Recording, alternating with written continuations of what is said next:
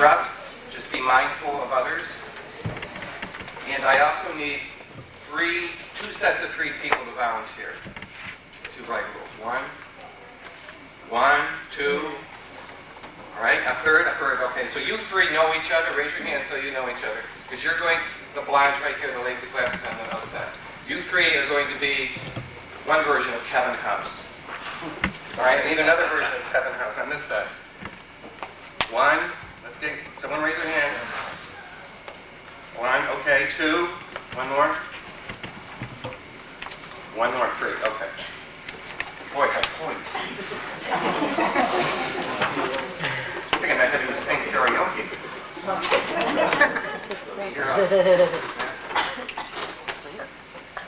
So what you're going to do is, towards the end of the workshop, I'm going to give you a document that describes the facility, the house, the apartment, whatever it is, and you will try to write some rules. In the meantime, I will distribute to the rest of the individuals some of the criteria that we're going to be talking about, and so we can engage in discussion of whether or not these rules are possible. Okay? I think when we talk about rules in general, we need to remind ourselves what cultural associations rules have for us. They're not simple things, and even though the word rule often doesn't mean anything particularly significant, if you're living with a rule, it can be very significant. But oftentimes the euphemism for rules has something, I'm not sure we are able to tell the difference all the time, but very often comes across as being a commandment, very much associated with the 10 Commandments. And no one actually thinks that, but when you think about rules, a commandment is not a word that's too distant from that. The other issue, of course, is that rules take on the fashion of law. And that gives a kind of sacral nature. In addition to being like a commandment, rules have sacral natures. And the reason is because we, and especially in this country, but certainly in other communities as well, think law is very important. We live by the rule of law. We are taught in civics class, and quite rightly, that without laws, our society would be in chaos. And when you learn in civics class and in history class, you learn what a struggle it was for individuals to gain control of the lawmaking process so that we have representatives and we're allowed to vote, given the idea, that we all participate in the lawmaking process. And this also gives a sort of sacral nature to the idea of law. And when we talk about laws, we assume, and it's true mostly, I suppose, that this law is the result of a discussion, that this law is oftentimes the result of a debate, that this law is the result of an agreement between the parties who must observe this law. The only environment where this isn't true, and which unfortunately must impinge upon the rules as they exist in group homes, is the rules that exist in our homes when we're regulating relationships with each other and with our relatives. Those are not necessarily the result of a group decision. We all do this. We all, sit ourselves down with our family members and decide what day we're going to carry the garbage out and who's going to do it. What day, perhaps, who's going to be responsible for mowing the lawn, who's going to be responsible for some of the chores. And in an effort to make everyone responsible, we might go through that. But in basic sense, it's the adults in the house, and sometimes the people who own the house, that are making up the rules and sort of setting a groundwork what the expectation it is for people to live there. So that's an environment. The other environment where there are rules in which people don't necessarily participate in the making of them is schools. There are all kinds of rules, obviously, to keep order in schools, and there's increasingly more of them all the time. People are debating whether or not they wear uniforms. People are debating whether or not people are going to have free time, and kids are going to be able to get out of school during their break periods from 2 o'clock to 2:40, with the expectation they're going to return for biology class at 2:45. Students largely are participate in the process about some of their rules, but not in all of them. And I think that unlike the process that we engage in when we talk about law, the process very often that we engage in when we talk about group homes or staff apartments, very rarely one in which everybody participates. Very rarely one that people actually sit down in a conscious way, try to figure out what it is that they need in order to live in a safe manner, and to live in a manner in which everyone is going to get along. And that is not something that happens frequently, and it's probably something that needs to happen. The other issue that you have is that once we discovered in science that nature has rules, and that nature follows a certain course, and that certain things are always dependable upon nature, except for the weird aberration of a tornado here and there, and an earthquake. Rules also start taking on the force of a natural phenomenon. And that with certain rules, you will always have a certain result. And there's always been a piece in our culture, and I think a piece of us as humans, that believe that under a certain regimen, we will attain perfection. Sometimes when you think of certain groups of individuals, you think of their rules and how their rules match what their goals are as humans and as moral beings. When you think of the Shakers, for example, a group of individuals who had myriad rules, all of which was dedicated to a healthy life, but also in the worship of God. You think of the Benedictines, very much the same thing. When you think of the armed forces, you think of groups of individuals who voluntarily associate themselves with the military and follow a series of rules. I'm not sure that when we talk about our agencies or we talk about the residential programs in our agencies, that the rules necessarily testify to a moral goal or a higher goal. Usually they're meant for the more mundane business of running the house, but it's not something I think that should be disakin from the way you're thinking.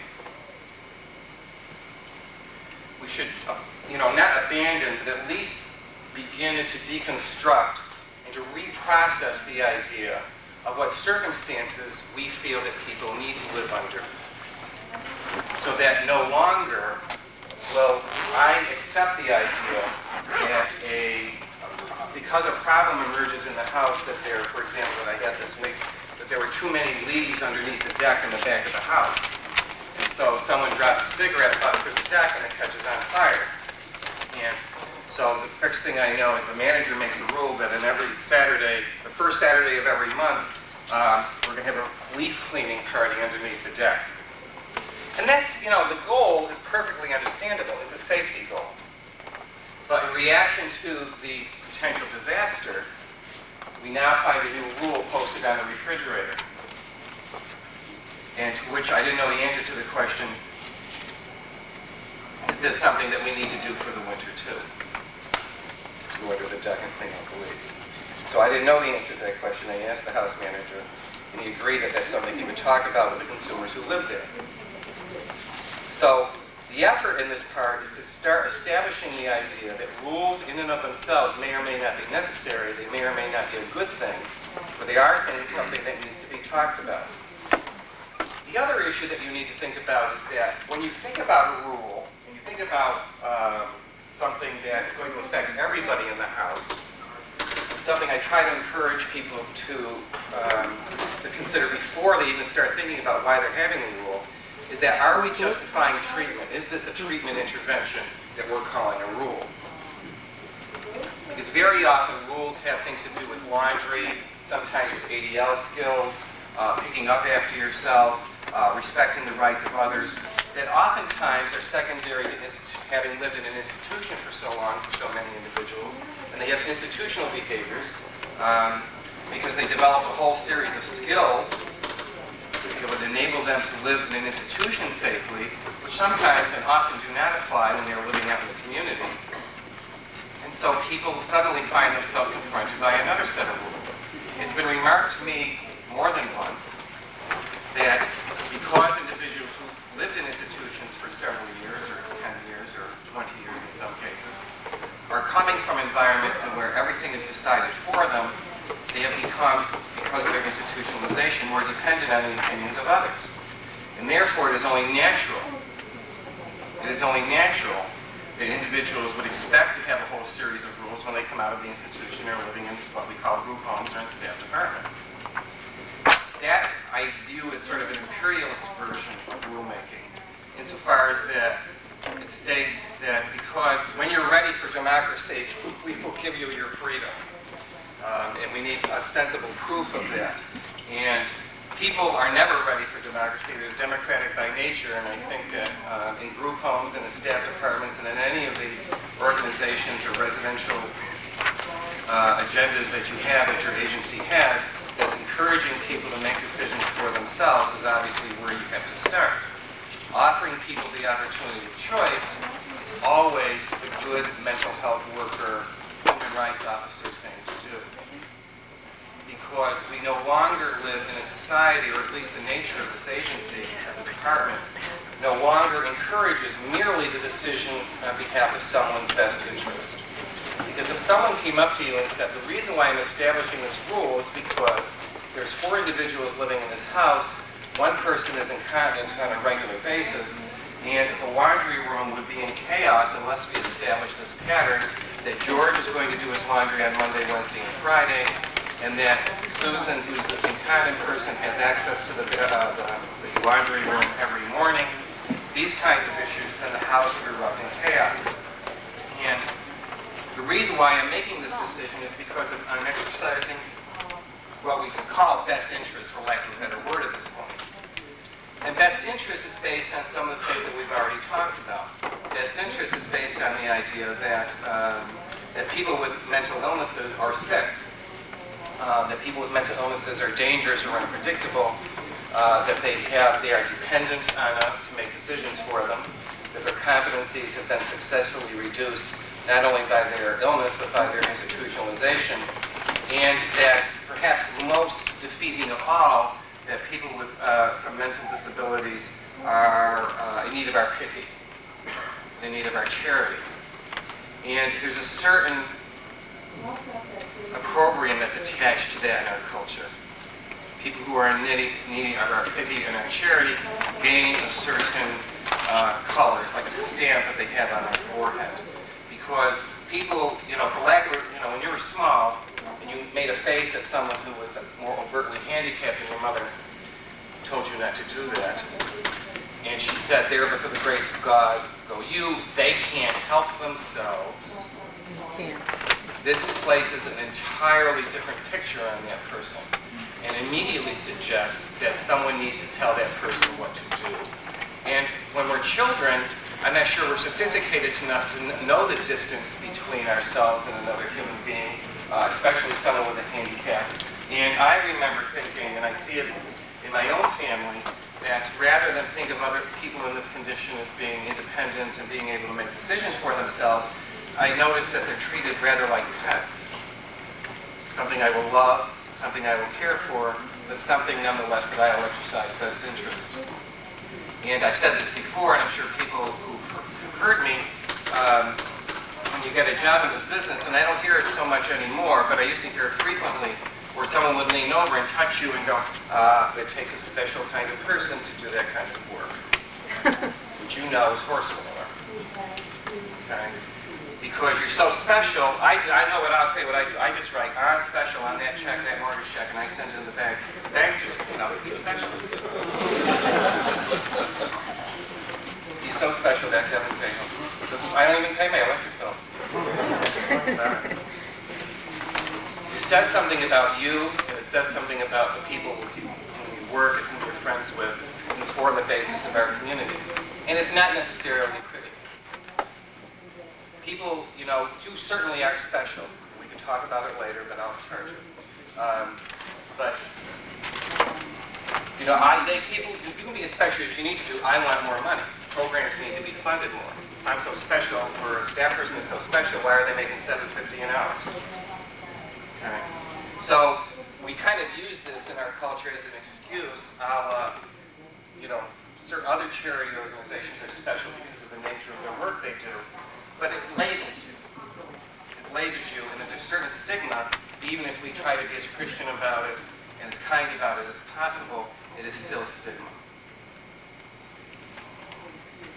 So you need, and that gives you the basis that justifies some of the things that we do. When I exercise best interests, when I'm intervening in a client's life, and sometimes I have to do that, especially for elderly people who've been institutionalized for 40 or 50 years, whose medical care has been very poor over those years, I need to stop and I need to ask myself very carefully, can this person make this decision for themselves? And this sets up a clash when you come to the idea of house rules. Because rather than exercise best interests, which I'm not telling you is not something that we as humans don't do for each other oftentimes, or justifiably so, but if you're setting up a system where people are going to participate in their own lives, you're setting up a system that, well, for lack of a better word, we'll call client advocacy. And the advocate is obviously someone who believes that the consumer of services, or the client who's living in the house, that his or her wants or desires or needs are basically supreme over the system.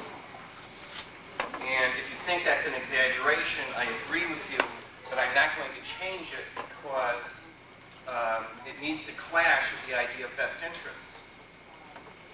So that when you accept, the limits that mental illness sometimes imposes on individuals' lives, and that even with the success of new medications and the success of alternative therapies for individuals who are recovering from their mental illness, it oftentimes interferes or can be bothersome in leading an everyday life or in conducting our relationships.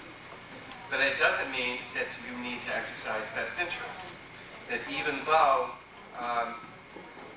I might not recover from my spinal cord might not recover from the injury, but I certainly can.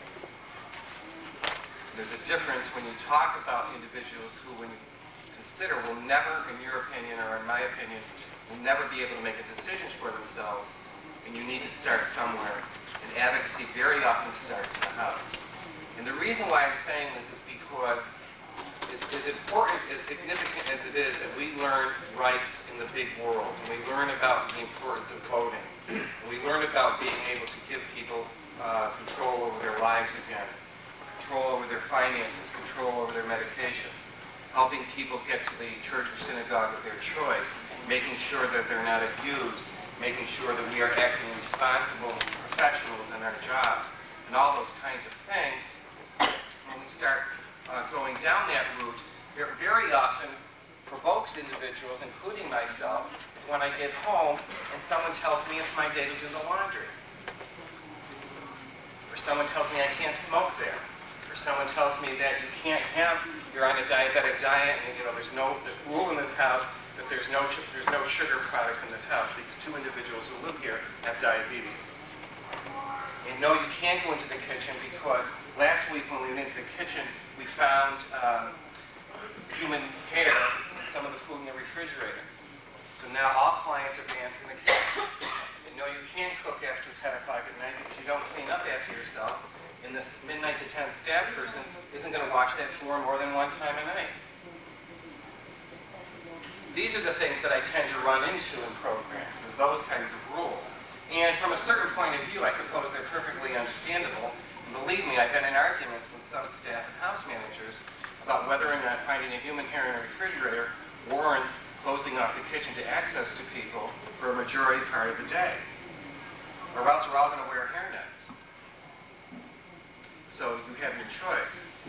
But those are the kinds of rules that people very often get involved with in houses, and those are the kinds of rules that often provoke consumers and clients who happen to be living in that house to no end. Because some of the remarks that I get from consumers when I visit with them or I go to their residences have very little to do with the fact that they have organized a group to go down and vote. They're being spoken to by the League of Women Voters. They're going to the church or synagogue of their choice. They're worried about control issues, controlling people's cigarettes, controlling people's money. That certainly goes on. But what I often have to discuss with people is whether or not they don't do their laundry on Tuesday. Why does that mean they can't do their laundry for the rest of the week? Or if they want a cup of coffee at 10 o'clock can't they get it? And why can't they have a caffeinated coffee at 10 o'clock at night? Because it keeps you up. That's why you can't have it, is very often the response. And that is what people talk to me about. And that's why we're talking about house rules, because they interfere with people's lives. So in my other seminar, when I talk about this, I also always propose the idea that we don't have any house rules. We just eliminate them and start from scratch. And people give me really dirty looks. Okay. And the reason, I think, is because they can't imagine a life without rules, and they think anarchy is not a good thing, and they're afraid that they or someone else in their residence will be taken advantage of, even in the process of negotiating rules. And so given that, given the feeling that people need rules, that want rules, and they need some sort of guidelines, what exactly, one, would be the minimum number of rules that you have, and two, exactly what purposes do you think rules should serve?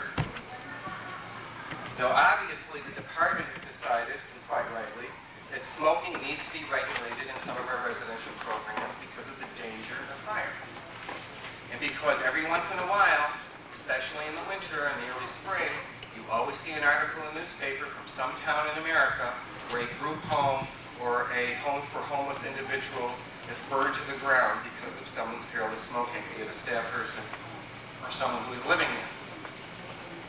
And this sets, every light off in every group home and in every agency and every department right across the country. And so I get will arrive in the mail, the memo around smoking regulations and where people can smoke. And so that is an example of a house rule that we might not have much control over. So the issue is going to be whether or not the house rule operates along the guidelines of safety. Is there an issue of safety involved? Now we have guidelines for ourselves. You and I, hopefully, don't leave our ovens on. We don't leave the iron on. We might, twice a year, change the batteries in our fire alarms. We might, make sure the oven is clean so that nothing in there catches on fire. We clean brush out of our basements or away from the sides of our house. I'm thinking about the things I never do. And all these rules are based on the fact that they're potential for fire hazards. So the result of the rule, the reason for the rule is one of safety. And you need to ask yourself the question, is the rule that is being proposed here, is the rule that people are talking about, does it meet safety needs? That's the first thing. This is after you've asked the question, I suppose, whether or not I'm trying to treat people via a house rule instead of actually engaging in a treatment planning process. Because very often I find that sometimes as staff or agencies, we use rules to treat people as opposed to treatment plans. And when we tell people to do their laundry, or we assist people in how to cook, that instead of having a treatment plan around this, we very often just establish a rule that Steve will cook on Monday, Wednesday, and Friday. And that if Steve doesn't cook on Monday, Wednesday, and Friday, Steve, sometimes he gets barked at because this is the rule. It is your responsibility to do the cooking. I move around a lot. I can stand in one place. No, Kevin, I wouldn't think of having you stay in one place.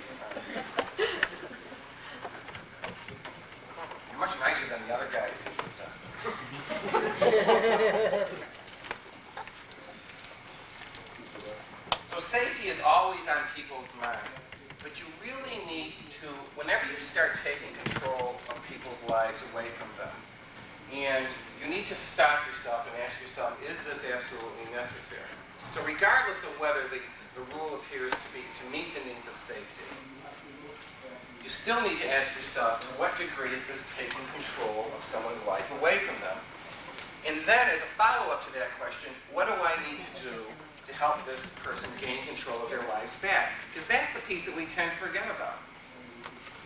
After we've established the rule that all the leaves will be raked out from underneath the porch every Saturday for the month, how do we have people be conscious of the safety issues regarding maintenance of the house, or regarding cleaning your oven, or regarding any of the other issues? How do we teach people to be mindful of these things so we can eliminate the rule? Very often we don't bother with this because, like we do in my house, I've had this, you just set the rule. So I don't even worry about when the garbage is brought up anymore. It's been there for years. I never renegotiated this rule. I just walk through the kitchen on Wednesday night and say, the garbage is still here, and I leave. I think sometimes we act like that in our homes, in our group homes, in our staff departments, expecting whoever was, the rule, whoever's going to bring out the garbage should have done so by now. But what are we doing to teach people to be safe so that the rule doesn't have to exist anymore? We may have to talk about the rule again when someone moves into the house who's new. But nonetheless, what are we doing? And that's the other piece. The other idea sometimes that people have.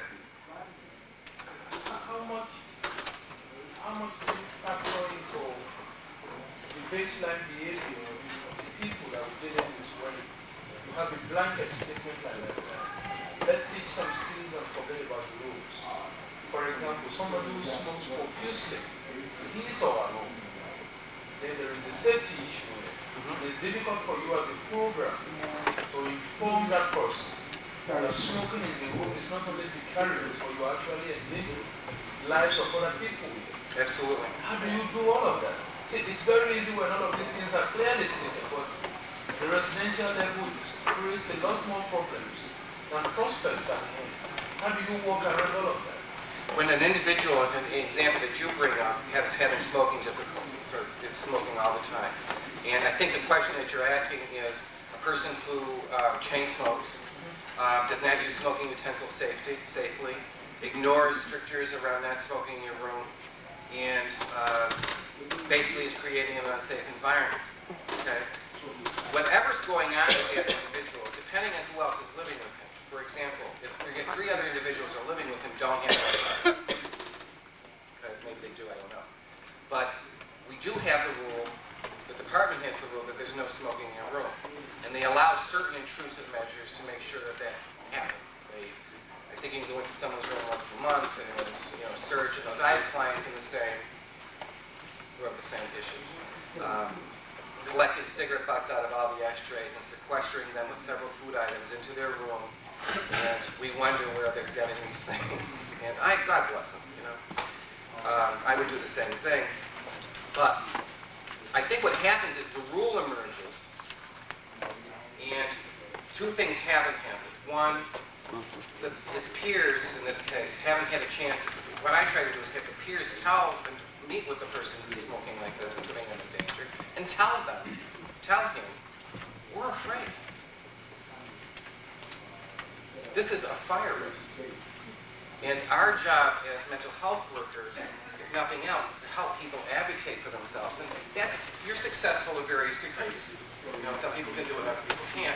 But it's my job not to walk in and make a decision. It's my job to help individuals deal with someone. Because they might have this problem again when there isn't a house rule to protect them. So the earlier we start treating and helping individuals advocate for themselves with someone who's putting them in danger, then the better off we are. And unfortunately, we don't have a lot of time to do this, but nonetheless, it's still an effort. The other issue for me is that when you have an individual who ignores these kinds of strictures and perhaps is putting people in danger, is that the rule emerges that all of a sudden applies to everybody. When in fact, in the example that I'm giving, rather than one you're giving, he's the only one that seems to have the problem. And so perhaps in this instance, I don't know, you need a treatment plan, I'm sure you've done this, that specifically addresses his issue and doesn't necessarily bother the person who isn't smoking unsafely. And that's the function of a rule. See, rules apply to everybody. We don't like people who don't have to follow the rules. And it's a big class thing. When we think that people who have a good deal of money don't have to follow the rules, we don't like them. And if you walk at the line of who's going to get a bagel this morning and a coffee, anybody cuts in the line, they get very dirty looks because there's a rule. The rule is you get at the end of the line. So we don't like people who don't follow the rule. So, and that would cause some, resentment, I suppose, within the restrictions of the house. But that would do. I think the danger is broadly applying the rule to everybody when it doesn't necessarily apply to them. And 2, teaching clients to advocate for themselves under those kinds of circumstances. That's what I would recommend as a starting thing. Okay. I'm trying to adjust to new glasses so I can't see very well. Is there any other question? So this man brought up the issue of health, really, safety one. We've been talking about that. But the other issue is health. And very often, this is where I find kitchen rules. People wearing hairnets. Above and beyond following good health measures. In other words, encouraging people to wash hands before they start handling food. Now, that's certainly a recommended thing, and washing your hands after you've handled food before you handle something else. A rule that we should follow in every home. But it becomes a rule, okay? Because this starts when we talk about these kinds of strictures. The other half of the rule is what are the consequences of the rule. But nonetheless, health issues. It's a rule in this house that bedroom doors are left open at least this far. In this house, we do bed checks every half hour because of the age of some of the clients and some of their medical involvement. In this house, we do, there was something else with cooking, and I can't remember, but it was another kitchen rule. I literally walked into sites where the staff people at, it said 10 o'clock on Saturday morning or 11 o'clock are dressed in their skivvies or work clothes on their floor with toothbrushes. And the place eventually smells completely like a nursing home. So you can imagine the kind of rules that are floating around in that environment. That health is an issue. I have one question. What would you do if there's like people that sometimes don't like to take showers or long time between their like a hygiene issue? How would you go about explaining to them they need to take showers? I don't have to Explain to them to take a shower. Well, come on, you explain to them that they don't want to sometimes. Quite rightly. I think it's a big clinical issue. Don't let me forget it when we talk. In one way, you need to do what I've recommended for this person, is that people who have to live and work with this individual need to tell him or her that they stink to high heaven. There's nothing wrong with that. I've had to say that to myself many days this summer. And that's a conversation that will continue to happen. And they may not be willing to hear it, but the other clinical issue about showering, actually, is that if I want you to leave me alone, trust me, I'll fix it. So you won't have to come near me. You wouldn't want to come near me. And it's clinical intervention to involve the showering. That's something. And I also think there's something very developmental about bathing. Because bathing is probably the last relationship that you have with your parents, you can tell them. And to depart from bathing is a significant gap between yourself and your parents. The reason why I was asking is that some places, if you don't take a shower within a certain amount of days, they force you to take a shower. You're kidding. I'm just saying, I don't want to force, if I was the one person to force them, but how would you? I would never force anyone to take a shower, ever. I haven't, in some programs where the clients are dependent on staff to take them in their cars to various appointments or whatever, I've told staff under these circumstances, you certainly could tell Fred that because he hasn't showered or he's bathed and he might have been incontinent in the past week, that he doesn't have to get in the car, that you're not giving him a ride or whatever, and this is the reason in as kind a way as possible. And I've done things along those lines, but I've never established a rule that if you don't take a shower, you get whatever it is that happens there. Yes, son? Yeah. How about questions surrounding sexuality, freedom of sexuality? Should males be allowed in the female rooms? Should females be allowed in the males' rooms? Until what time? So on and so forth. But I think, one thing, the agency under these circumstances needs to look at what its responsibilities are. Okay? What are the expectations of the community? What are the expectations of the department? Nobody operates in a vacuum. We are supported by tax dollars. We have a certain responsibility to our neighbors. I don't think it has anything to do with what the question that you asked, but it's something that's always on our minds. Okay? But the other issue is that I think there's a workshop on sexuality. We usually have one that Mr. Archer does. I'm not sure if it's this time, maybe in the fall. But again, I don't think a house rule around those kinds of issues is going to solve the problem. That if I'm an individual who has relationships outside of the house that may involve sexual relationships, and I'm being educated around safe sex, around STD issues, and pregnancy responsibility, and all those kinds of things for both men and women. And I want to have somebody over on a weekend night, I have something I need to negotiate with my peers. Because they're the ones that are living there. And to be honest, in the 20 years that I've been doing residential programming, I haven't had a difficulty insofar as having people over. Very rarely have I had a difficulty of someone having a relationship and having their boyfriend or girlfriend over during the night. Ironically, or maybe not ironically, the issues that I've had with that is the food issue. Because I, for example, work with a person who has a relationship, I'm going to give this as an example, outside of the agency, and she has her boyfriend over, and that's not a problem. The problem is she gets up at 2 or 3 in the morning and makes him a big breakfast. So then the other people get up in the house and their eggs are gone. That's the issue I deal with. And that's something you have to negotiate with your peers. Because if I got up at my house and used all the food that didn't belong to me, and some houses have solved this particular food problem by buying people different refrigerators for their rooms. And I've done this in the group home that I have that's meant for homeless individuals. But I still do that, I will continue to do that. But to me, there's also a problem of the relationship that's not being built because people are eating by themselves in their room sometimes. So I don't like that either, but these individuals, it's part of the feature of the house that you'll be able to have your own refrigerator so you won't have to mind as people move in. Is there an air conditioning switch in this room? I don't know. Is that, what's that in back of you? There's all kinds of interesting things back there. Lights. This says Muzak, so that can't be it. Is there none of that? Looks like you're doing. Okay. Yeah. Thanks. If you need to leave because of the heat, bring me back sometime.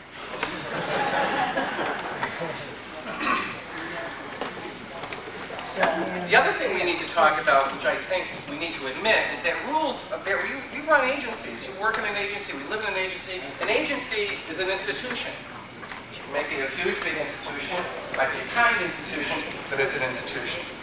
Very often rules, especially involving vans, especially involving some of the accoutrement that goes with agency runnings, are made for convenience. And I've had this conversation. The van is leaving. I'm sure you've all had this conversation. And someone has said it to you about your own version of a van in your own life. The van is leaving. Anyone that isn't up by 7:45 or ready to go to the day program or your whatever, at 8:15, the van is leaving. This is a rule of convenience. Why? Because you have a staff person and other clients who are being inconvenienced by sitting in that van. A perfectly reasonable, in many respects, perfectly reasonable admonition. That you will pay attention and you will get on that van when you have to. Other rules of convenience sometimes adapt themselves to the kitchen. I'm not as, I don't agree as much with the idea of kitchen rules because I think eating and the way we organize these kinds of rules are more ritualistic and they address certain other needs besides food. So I'm a little more careful around those. As far as the van is concerned, or other rules around convenience, around bathroom use, for example, around where food is stored, all those kinds of things, nonetheless, even though they are for the convenience of everyone involved, need to be talked about by the group and need to be agreed to by the group. The other issue is that if you have obviously you have a human rights committee, if your agency or the house that you live or work in is engaging in rulemaking, and you're sitting down with the consumers and the staff who work and live there, and you're working on a few rules based either on health or safety or convenience, and you decided that the 2 or 3 things that you've agreed upon are not substitutes for treatment,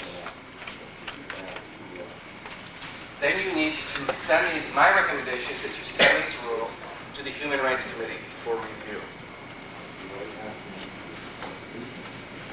So that the consumer and community-based body that you have set up in your organization, whose function should be to help you with these kinds of issues, does get an opportunity to review some of the strictures, for lack of a better word, that you like to have in your particular residence, whether you're a consumer or a staff person or not. Now, don't use the Human Rights Committee as a body that will make the rules. That's not their responsibility. If you're going to have rules, it's your responsibility to do something. Okay? Some of the criteria, which I'll give you, I'll have a handout for you, the criteria. I don't think that this is the only criteria. I don't think that, I think you can add things. I think some criteria might not be applicable to your particular program. But as I mentioned before, you need to ask the question whether or not the rule involves a loss of personal freedom for the client. Do they lose control over their space? Do they lose control over their management of their time? Do they lose control over money or their control over their property, like their boom boxes, if you have a rule around no music after 10 o'clock, those kinds of issues. And that's a question that you need to address. You also need to guess, what is it that we gain as a group? If you're talking with others about potential rules in your site, what's the benefit here? So we decide that there's no music after 10 o'clock. Does that mean you can't listen to Irish tenors after 10 o'clock? Don't say that. Okay? So you need to decide who's going to benefit from the rule. Is it for staff convenience or client health? That's usually the issue. Is it for the agency's convenience or client health? What about the rules around like cleaning the house? Like after meal time, cleaning up, or cleaning the bathrooms. I know that's a big issue. It can be a big issue, yes. I told that. Okay. And similarly to what was talking to this gentleman around his issue, people, I usually find people literally don't have these skills. People with institutional histories, perhaps like some of us, grew up in what's called now chaotic families, and the idea of domesticity doesn't quite ring a bell. And everyone obviously has different standards of cleanliness. Now, the regulations say that clients are responsible for their personal space. Very often this means their rooms. Okay? That, to me, that doesn't mean that the agency says to George, you're responsible for cleaning your room, and then opens the door on Wednesday and see that the room is an absolute disaster. The pictures of Madonna are falling off the wall.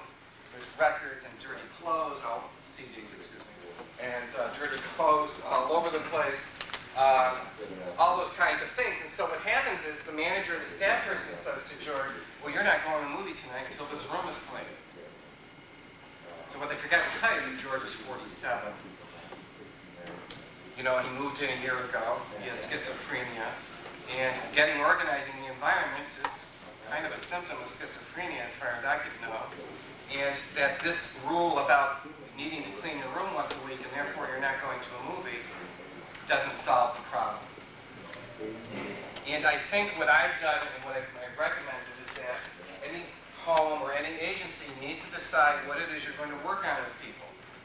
And sometimes I feel that we're working on all of their problems in one group home. Their money, their meds, their symptoms, their cleaning the room, their cooking, there's hair in the dishwasher, the lawn needs to be mowed.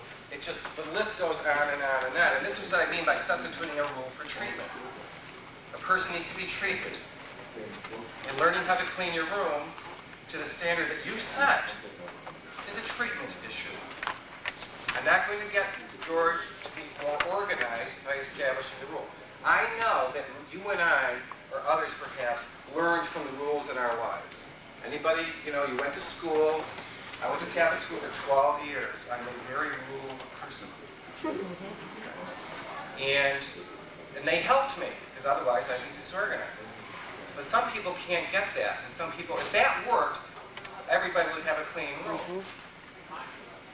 If a rule existed, unless you clean your room, you can't go to the movies, we'd all have clean rooms. That doesn't work. This is a treatment issue.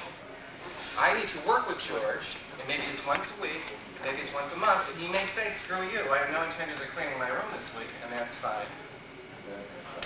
But I need to work with him. I'm not picking at you. I'm not using the rule to substitute the fact that I need to have a relationship with George, and I'm going to treat the issue of organization, or I'm going to treat the issue of how to clean.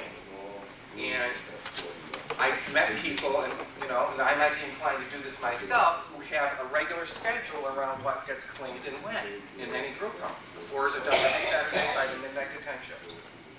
And this is how managers need to be efficient. You have a lot to do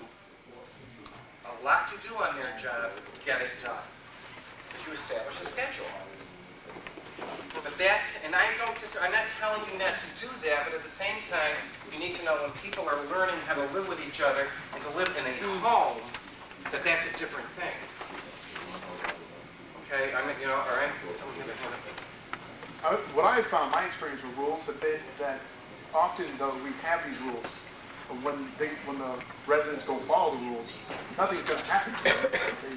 They do it all the time, they don't do it again, or there's no punishment. The rules aren't really so strict that because one of the residents I worked at, they have a problem now with butts, cigarette butts. So the females are putting them in the pocketbooks, and they're lit sometimes. So now they've said hot pocket. Yeah, no more cigarette butts in their pocketbooks. And how do you enforce? There's no enforcement of that. You have to have someone standing by the act all day long. Make sure no one, you can't do that as staff because there's other things going on. And there's another one too. Or their chore night. They're supposed to chore night. They're supposed to do their chore. Nothing's going to happen to them if they don't do their chore. They just write down they do their chore. They didn't do their chore. Right, exactly. That's the other piece of it, is that in your situation it sounds a little different, or what you're describing anyway. The piece of it is that what are the consequences of not following the rules? I get kicked out or anything like that. Yeah, of course not. But it's a negotiation issue. If I agree to the rule, the other piece you need to agree to is what happens to me if I don't do the rule. That's the other half. If there are no consequences, forget the rule. You know this as well as I do. If no one said to me, or someone, you need to take the garbage out every Wednesday, the consequences of that are that the garbage starts to pile up. If you don't take a shower or wash your clothes, there are consequences to those kinds of things. And sometimes, again, to the issue that I brought up with you around not treating everything at once, sometimes, especially with elderly clients, I prevent, I soften the blow. I don't let the consequences all land where they're going to, because I believe that many elderly people who have institutionalized for so many years, they're really products of our culture and we owe them. But for younger clients who need a bit of a kick, oftentimes I will let the consequences fall where they may. And if you're spending your Social Security check on boom boxes or CDs, and therefore there are no cigarettes, the nature of the staff job is tolerating you, or tolerating the client, demanding cigarettes all the time when he has no money, as opposed to supporting the person and dealing with those consequences of his behavior. So that, in and of itself, that's what you need to think about when you're thinking about house rules. How is it in your house when no one brings the garbage out? Now, you may have a 10-year-old who's dying to make that $1.50, and he'll do it, or she'll do it. But in other instances, when you don't, the consequences of the garbage doesn't get brought up. Now what are we going to do? That's the nature of the conversation. I can't make a decision for you. I'm not using substituted judgment. I'm not using my best interest. I'm doing you absolutely no good whatsoever if I make the decision on your behalf and bring the garbage out. I'm making no good whatsoever if I'm in there cleaning your room, and at one point in your treatment, we needed to do that for you. But now, perhaps you've recovered enough to do this thing. The other issue, you need to stop and think of yourself what it is that you do for people that they can do for themselves. This is part of rehabilitation. Who turns the lights on in your facilities? Who flicks that switch? You do it every day in your own apartments, I'm hoping. But did you ever think who turns that switch on? Who turns off the TV? Who makes sure there's enough milk in the refrigerator? All the little billion little things that you do every day for yourself that help define you as a human being who participates in this culture, define you. We like to think it's our name, it's our religion, it's our ethnicity, and those kinds of issues, and that's true. But the decisions about when you're doing your laundry, whether or not there's going to be a light on 11 o'clock when you're watching a scary movie, whether or not you're going to buy 2% milk or 1% milk or no milk, these are the decisions that help define you as a human being too. And you all make them every single day. As staff people, are we making these decisions for people all the time? You know, I purposely sit in the house and I don't turn the light on until the consumer comes into me and says, "Aren't you going to turn the light on?" I go, "It's right there. You live here." I go, "Turn it on." I'm sorry, someone had their hand up. Could you talk a little bit about the nature of rules in the structured program? In what programs? Structured program. Gee, I don't know. My program is about structured as it gets. And what I'm talking to you about is what I actually do. Okay, so I have the consumers work on their rules for themselves. Programs like, for alcoholics and substance abuse. I'm not familiar with programs for alcohol and substance abuse. I imagine one rule is that there's no booze in the house. And this is a rule that sometimes people in some people in departments, not necessarily all, think is the truth in all group homes. And that's not something that I do. You know, you're an adult, and if you're not an alcoholic, we're going to treat you like an adult. Well, the basic difference is that there is a ton of rules that people have to follow. And when they sign their treatment plan, they know that they have to follow certain rules. And then if they don't, there are actually consequences that affect them. That's a basic difference. Right, right. And I'm not unfamiliar with that kind of treatment. And I'm not gainsaying it, I'm not contradicting it. I mean, some programs feel that they need to have something that's more structured, and have something where the consequences, for lack of a better word, I'd say, are more severe, on someone's behavior. Around alcohol, around smoking in the wrong place, and those kinds of things. And I'm sure there's a body of research that suggests that those kinds of programs work for a certain period of time. But you notice that we have halfway houses, and a structured program might be a halfway house, but then there's a three-quarter house, and I'm not sure what that means. Because a three-quarter house might be where there's fewer rules or fewer consequences, I'm not sure. So in teaching people to mind themselves is the goal. And at some point, you have to get to the stage where they're making their own rules, because otherwise it's useless. You're not going to be able, unless I hope you won't want to, and some people may need to, but you won't want to live in a totally structured environment for the rest of your life. You can't make decisions for yourself. And obviously the whole point of AA programs, of other programs that address our addictions, deal with that issue that you're bringing up. And they do have a whole series of rules. I think the key element throughout this whole discussion underpinning is the great unspoken word responsibility. Right. And the adherence to rules and or gaining of independence and individuality is really contingent upon a person's ability to exercise and accept this responsibility. Right. And that's something that I think we as a system emphasize with our patients and clients. Absolutely. I think when you're talking about when you're talking about human rights, the other part of that coin should ought to be the responsibilities. Because what we owe to each other as human beings who live in a civil society. Civility is something that is kind of gone. And any remark will do. Sarcasm becomes a substitute for conversation. All these kinds of things, which aren't necessarily rule-bound, but are tools that we need to get along with each other. And we're not doing anybody any service, exactly. But again, the way I deal with that is by having groups of people in the house, when they're talking about rules or lack thereof, talk about it in terms of responsibility. So that word is actually brought up. So that when someone says, we don't appreciate it when the kitchen is left a mess by you because you come in at 10 o'clock at night, made yourself a cheeseburger and left, it is your responsibility. Don't you feel a responsibility to me because I have to get up and cook breakfast the next morning? Someone back there? Yes, sir.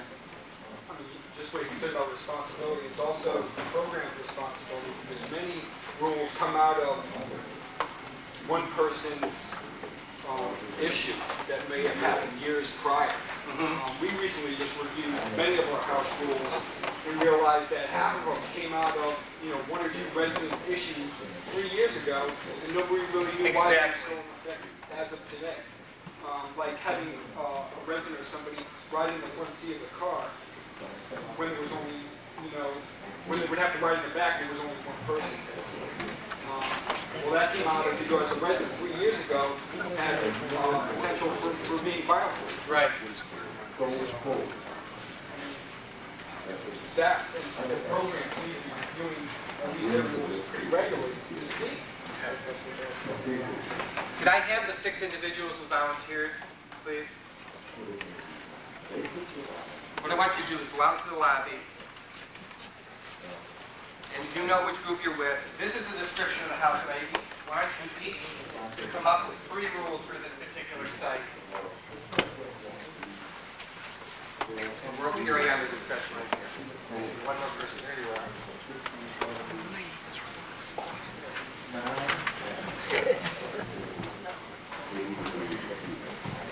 Thank you.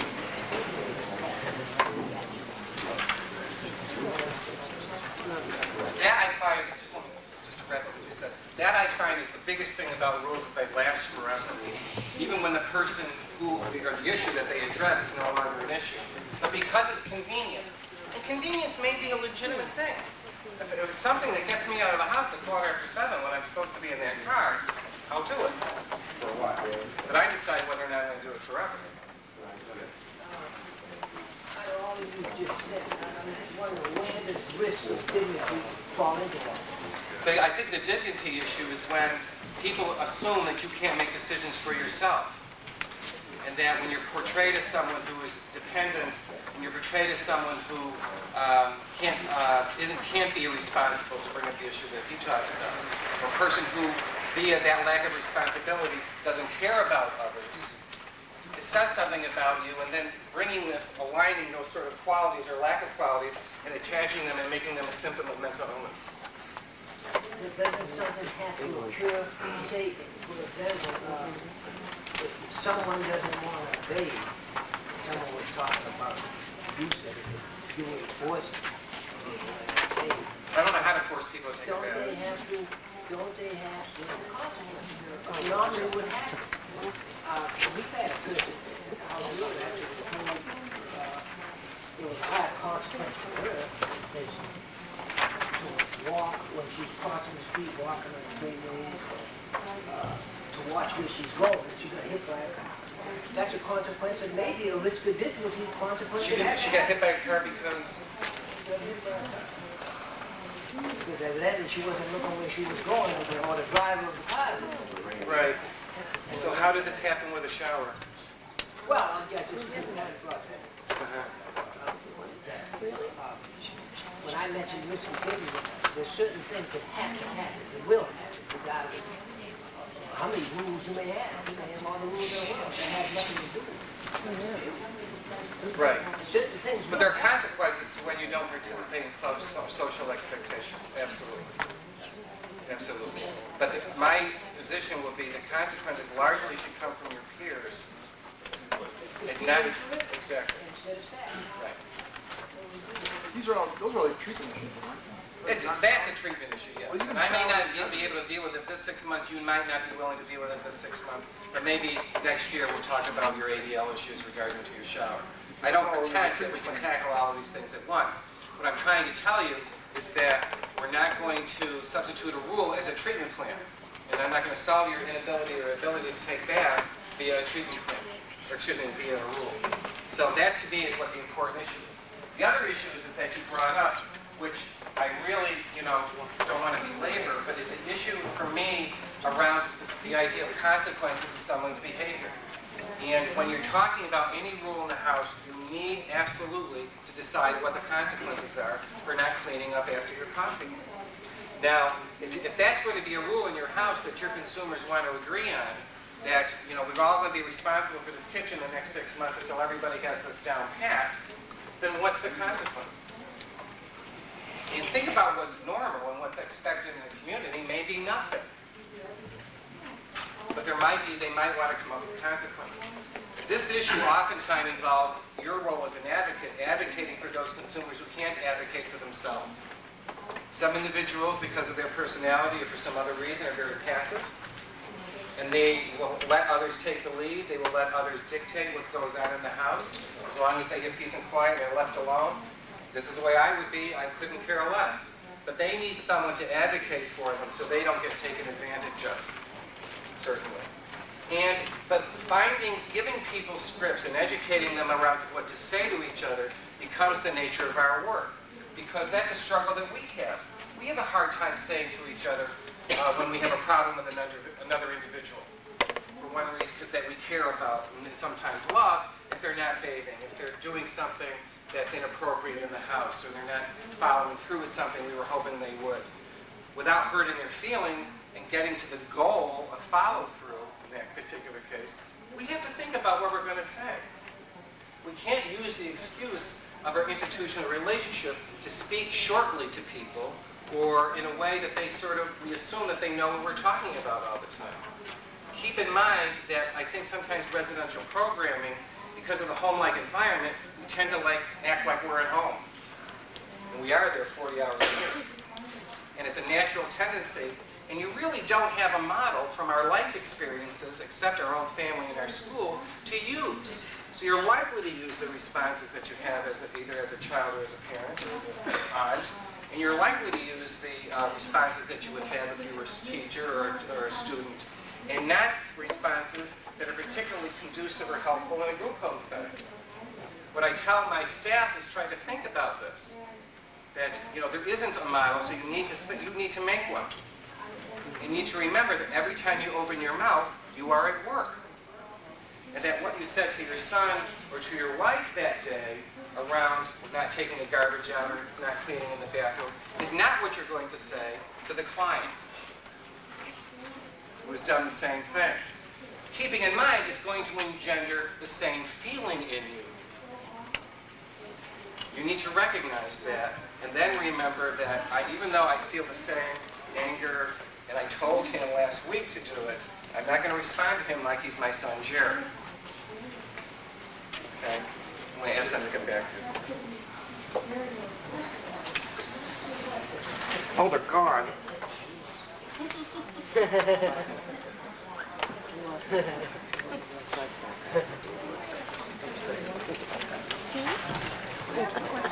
Sure.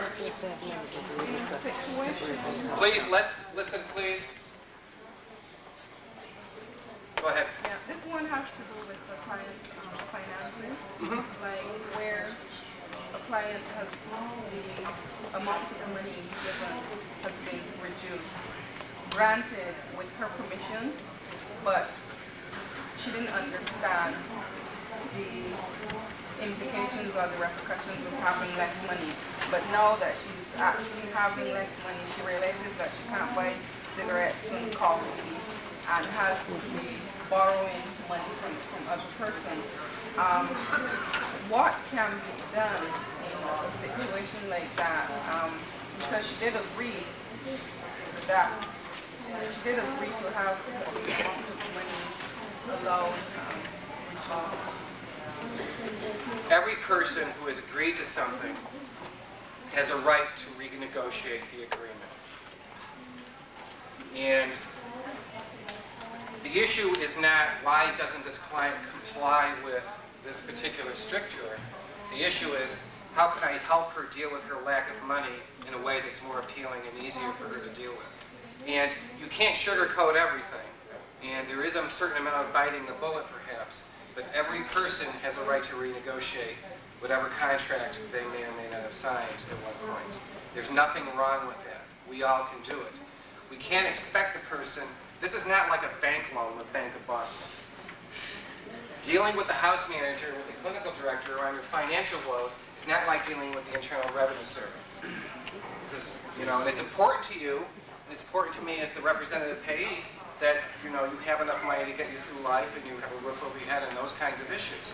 But at the same time, it's not something that's going to be written in concrete and hung on your room forever. We will renegotiate it, and that shouldn't be a problem. Okay? And we may have to look at the consequences. How can we help you deal with the consequences what I've done is that maybe I should, you should get a carton of cigarettes that we're going to put away, and then use that when you run out. Maybe, all kinds of little things that we can do. So you can renegotiate sort of the little details as well. But everyone has a right to renegotiate the contract Anytime. anytime. So like when the staff is working at the university, they can they can do it like when the staff, they decide to get a cigarette plan, and they come in and they've used up all their cigarettes for the day. So the staff they sign a plan saying that they only supposed to get this many cigarettes on the hour, and their cigarettes are done, that's all they have. Right. But the staff is holding cigarettes for them. Right. For tomorrow. Right. And they want those cigarettes now. Right. But they have a plan saying they can't have those cigarettes. Right. So the staff can still give them the cigarettes. Yeah, I'm not going to get in an argument with somebody about their cigarettes, about what they put in their So mouth. basically, you just wouldn't hold. So if that becomes a problem, you just tell the person that we're not going to hold them. I've done all kinds of things under those kinds of circumstances, that I'm sure included, but I don't get in arguments with people around their cigarettes because that becomes the focus of treatment, and your relationship with the client becomes involved with a cigarette relationship. Someone's waving their hand, but we're going to ignore it. But you understand what I mean? Melinda? No, something that comes up in my perspective is I come from a different place because I'm a licensor, but I also have a son in the system, so I come as a parent. It's kind of an interesting place to be. I think a thing that's really important to remember is that our regs talk about the fact that all our clients need to be treated in the least restrictive environment possible. And that means that renegotiation is part of that whole piece. And that when people are competent, they have the right to say, yeah, I negotiated this with you for a while, but it's not working for me anymore. And because we get so, used to having these rules that somehow have worked for a period of time, and as somebody else has suggested, things get old, and sometimes you need to come back and look. From a licensing perspective, we try to ensure that agencies look at their rules at least every 12 months. For some of the reasons that were brought up before, because maybe some of those rules were inadvertently put into place before because of a particular individual. So it's real important to make sure that whatever rules are being put into place are being put into place by the consumers, that they're really part of what's happening, and that at any given time, whatever's happening to that consumer needs to be the least restrictive. And that's something that we all have to keep in mind. And the challenge that comes along with that is a great one. But I think Kevin's given. That's the nature of the work. Yeah. That's the nature of the work. It's not my job to just make a rule and then go back to my other work. This is what I do for my job: is help people negotiate their way through life, and to come to agreements and to renegotiate them, to make contingency plans and all those kinds of things. That's the nature of the work. So it should be the nature of the work. We've been rejoined by our committees who are making the rules up for Common House. Could I have this group first, just talk about a little bit about the process or about what the things they were thinking of? Someone from this group? Why don't you stand up? What we tried to do is basically go over the individuals in the program and see what the pending issue was. As far as Steve, there's an alcohol issue. We all agreed that for a house rule, I can see you using alcohol as not being present in the program whatsoever. It's a health issue and it's also a safety issue for all consumers. We found it quite difficult because you have a lot of things going on here. We have Jerry who's OCD, he's vacuuming constantly, doesn't want to be interfered with. The other man, Steve, likes caffeine. They switch back and forth. Jerry can't have caffeine. They looked more, it's hard to determine a set rule for these because that again would be overstepping the human rights. And I don't know, we found it very difficult. We also found that the issue of Marsha and her boyfriend would be food and cleanup issues, and I couldn't put a specific rule on that. You have smoking issues, eating issues, ADLs, and then you have the licensing issue. The staff has to go through and what we have to meet for specifications as far as keeping the place clean. The only thing that we could come up with, the three of us together, like I said, number one, we could definitely have no alcohol, but as far as giving specific house chores, that would be a convenience to us and maybe an inconvenience to the individuals. Those who have been institutionalized, it's going to take working on a treatment program rather than, giving them rules to follow. And after listening to the guest speaker, it seems like quite a few of the rules are for convenience for the staff.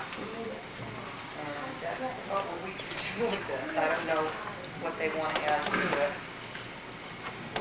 Does the other group have some comments? Someone? Who's in there? Go ahead, sir. First, guys, we came up with the treatment we have a treatment plan with them about no borrowing and Excuse me, could he stand up Why'd you stand up? No one can hear you. so we can see you exactly? well, the first guy, Steve, around. Got to turn around? Yeah. Please?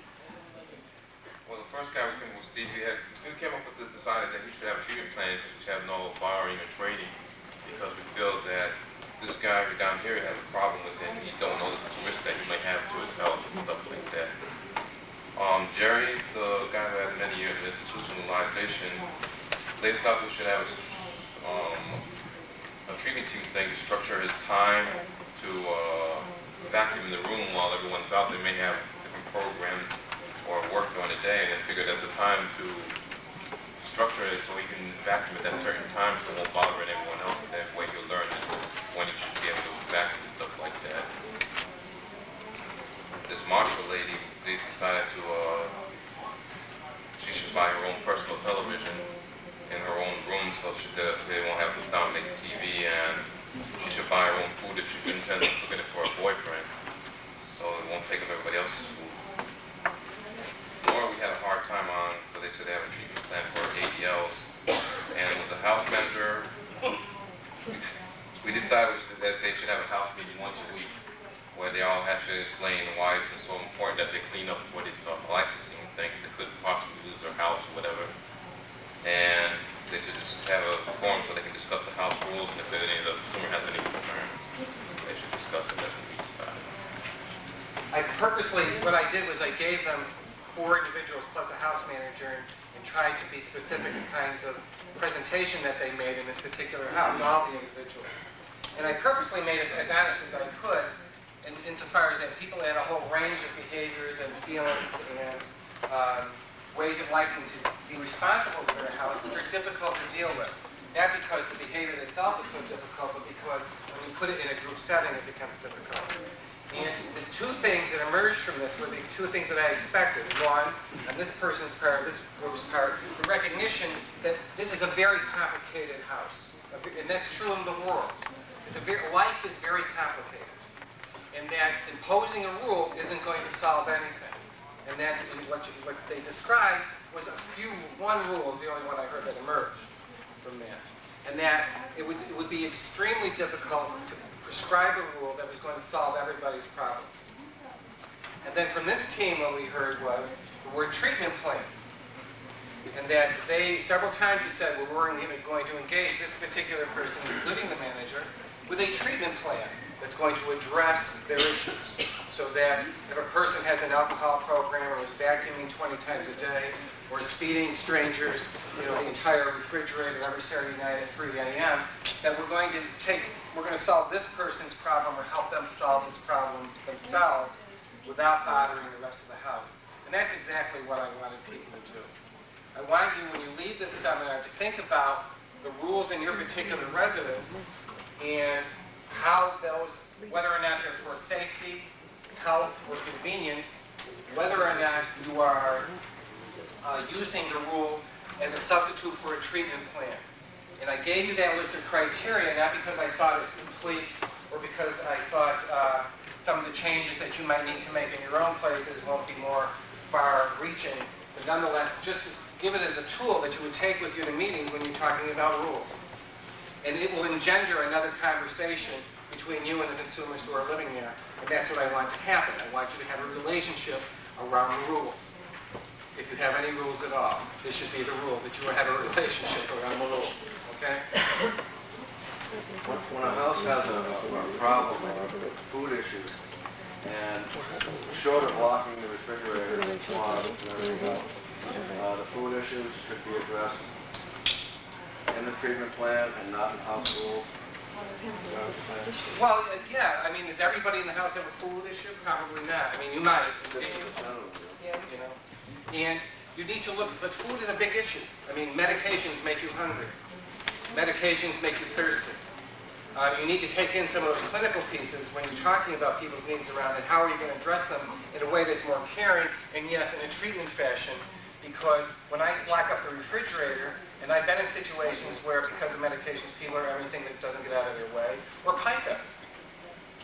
And, you know, but those are two, one's a safety issue and one's, you know, a health issue, I guess, in a more generic way. And I would try to do a treatment planning issue as much as possible before I impose a generic rule.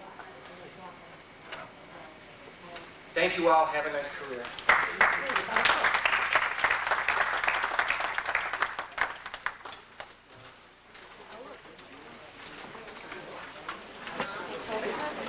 are you?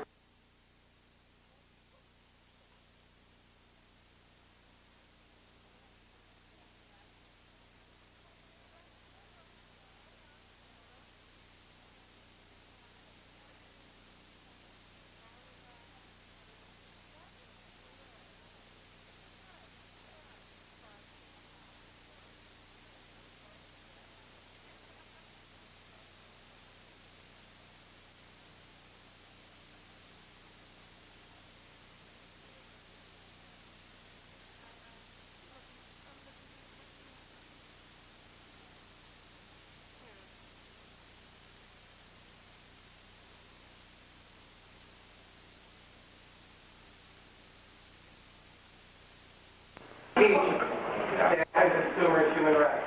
In case you and I don't know where we are. My name is Kevin Cahill. I'm the clinical director of Meridian Associates, which is a program in Pittsfield, Massachusetts. We have day vocational rehabilitation programming, residential programming, outreach programming, supported housing programming. Programming, hopefully, that most of you are working with, so that some of the issues that we talk about today will have some experience. I'll try not to move very much. I don't say that in my life. The purpose of today's workshop is to give us some tools that we can use to teach human rights. And I know that many of you are human rights officers who have attended or will be attending a workshop on ways to fulfill your responsibilities as human rights officers. Is that everybody? Who's a human rights officer? Okay. Oh my goodness. Okay. And one of the things, of course, that's very important when you're a human rights officer, there are two things that you should be looking for. First of all, if this has already been said, I'll repeat it, that you need the support of the administration and the management in your agency. You need the support of the administration and the management in your agency.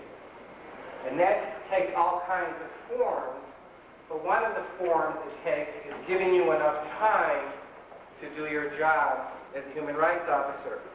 Now, also, I just want to ask, how many people are human rights officers, and this is sort of tacked onto their job as mental health worker, outreach worker. So in other words, you're 40 hours, and then a human rights officer in the 10 minutes after 4 o'clock comes or 5 o'clock comes. You know, I strongly encourage people, and I know it's difficult, and I speak to management and administrators about this all the time, that we need to make room in the schedule, and we need to pay people to be human rights officers, just to be human rights officers. Because it's a job that should have some prestige in your agency, and it's a job that if you have an expectation that people are going to do it, then you need to pay them to do it. It's called capitalism. And I know I said for something I said in the last workshop I did, you know, that somewhat applies here, is the expectation that when you get a job in this business, your significant other or whatever says to you that it takes a special kind of person to do that kind of work, which labels you. And you're so special, like I said, I just write "I'm special" on that check, and I send it into that bank, and they say, "That Kevin Cagle, this is a mortgage check. He's special."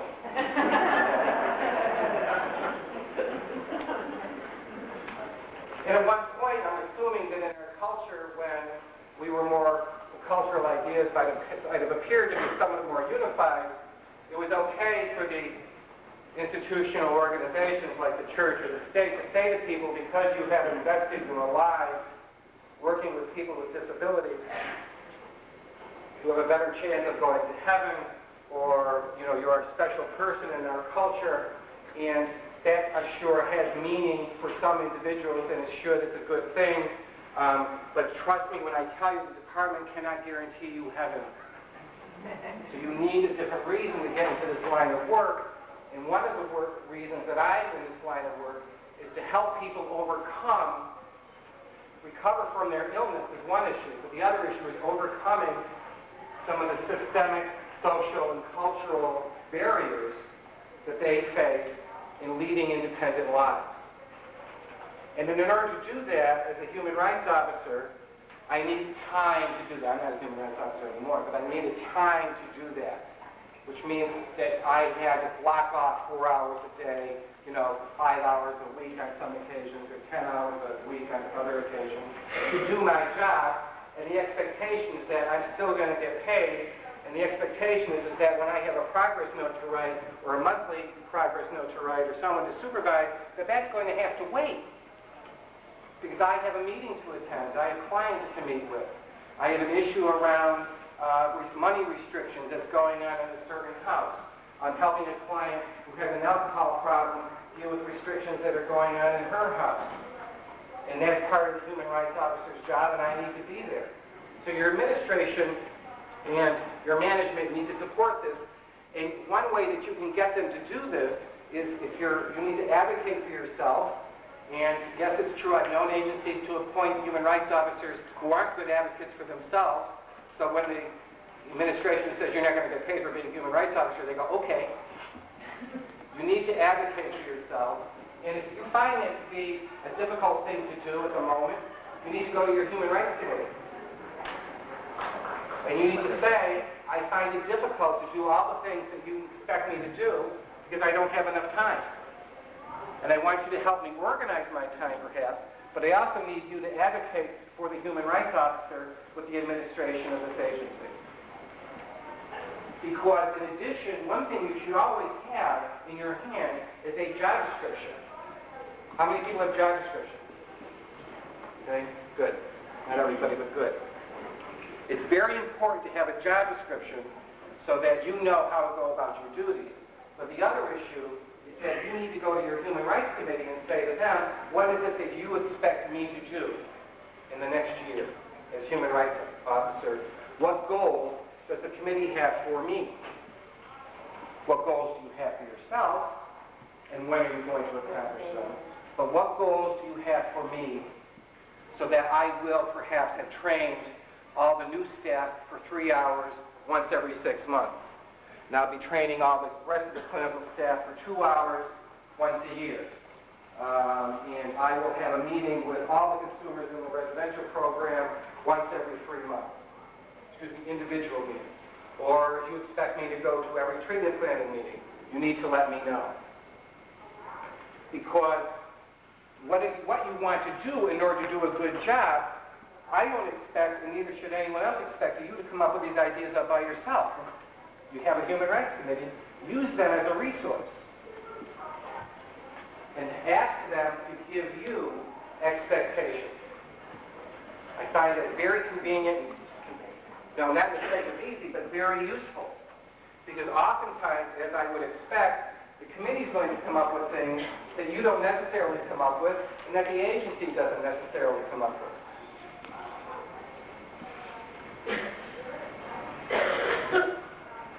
One of the things that the committee should tell you, and that you know from your job description and from the regulations, is that the agency, via the human rights officer, is responsible for training people, both staff and consumers, in their human rights. I'm just curious, if as the human rights officers here, is that an expectation that you have? That's on you, yes. In your agency, for those people who aren't human rights officers, or who are human rights officers and don't do the training, who does the training? A professional trainer? Yes, or somebody else in the agency?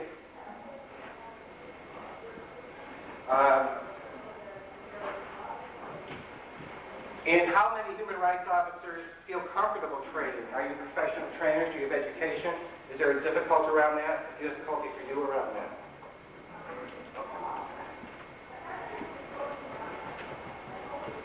The first myth about training is that you need to have,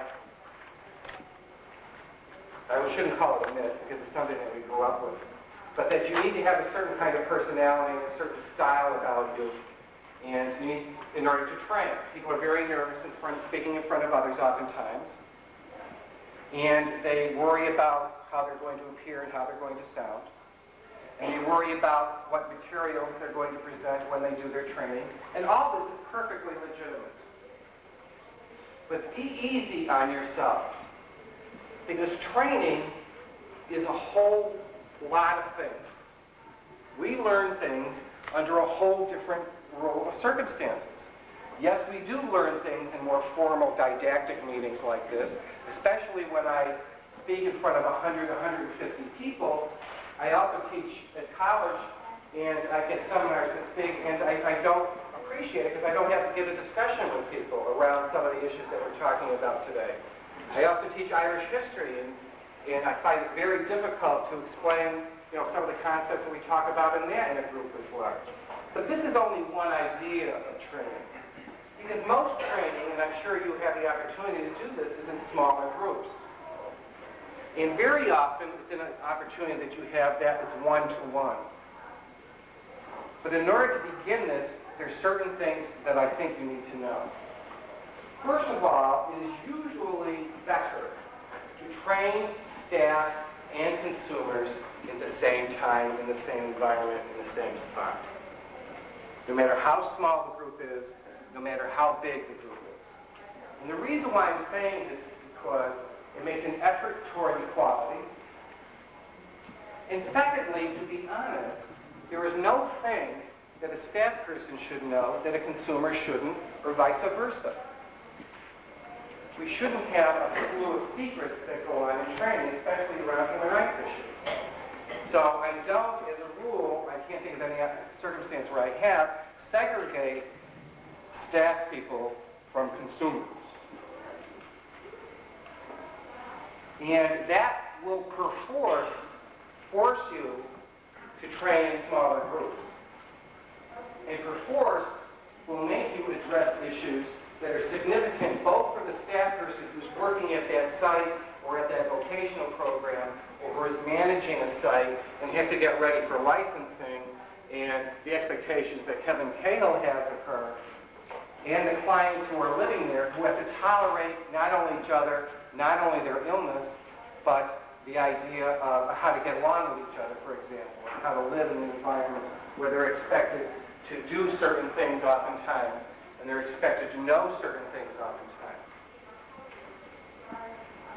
Because as I said before, when I sit down with a consumer and I talk with a human rights officer and we sit down with someone, and when they're involved in coming into the program, for example, your admissions policy should indicate that the human rights officer will meet with that client within a certain amount of time from their admission.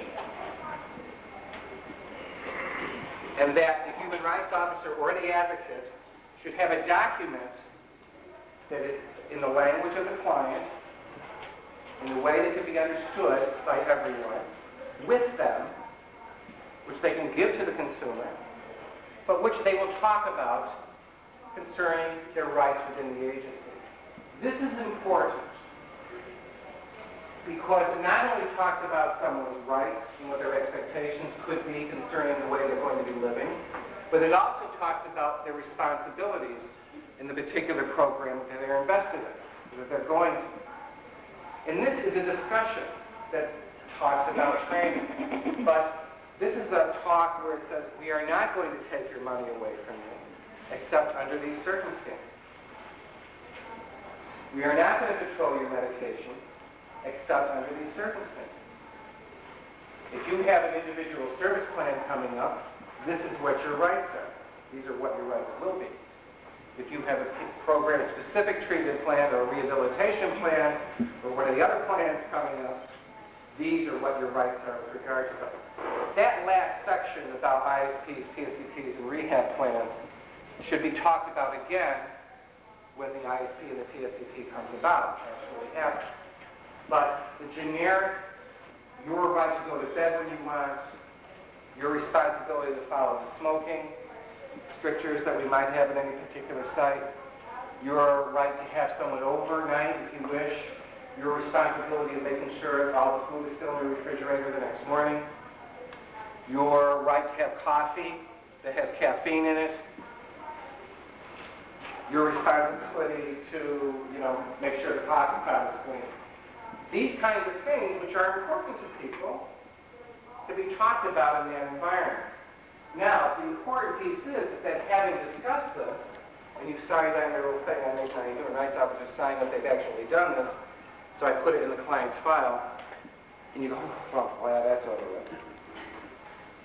And you may indeed be, but we tend to do that and then never bring it up again. We need oftentimes to revisit some of these issues, and we should do so. And my recommendation is that you do it at treatment planning. Because one of the tools that I found very useful is actually telling the client, because I'm killing two birds with one stone here. Regulatory-wise, clients obviously have the ability to have advocates present or family members present during their treatment planning. This is important. They need to be notified of this. So one of your jobs, perhaps, as human rights officers, is to indeed have a conversation with them that says, if you'd like to have your father, your wife, your child, or another advocate here, or both, by all means do so. But when I send out the letter, I send a copy to the human rights officer, and it's one of the expectations I have of that person that they contact that client 2 weeks before the treatment plan. And ask them, would you like me to come to your treatment plan? Do you have any issues around any potential restrictions that exist now or may exist later? Do you have issues around control of your cigarettes, control over your time, curfews, alcohol, money, all these kinds of things that people deal with on a daily basis? Because I am the advocate in this agency, and this is a particular area where my advocacy is demanded. And certainly the consumer may refuse. Certainly they may be very specific about what they may or may not want you to do. But it gives you the opportunity to revisit some of the issues that you talked about in their admission. And I think, as I'll mention again, it has the benefit of speaking to the client about what's going on with her. And the right to vote is important. The right to go to the church or synagogue of your choice is important. The bigger issues that concern us as in our culture in the West, all the things that belong to the Constitution and to the various laws and rights that we've accumulated over the years, are important, and it's important for people to know them. But what's also important is what's happened in your house. Because, as I mentioned in the seminar before, we have all kinds of rights on the street. When you walk in the house and someone says to you, it's laundry day, there's a different kind of right all of a sudden.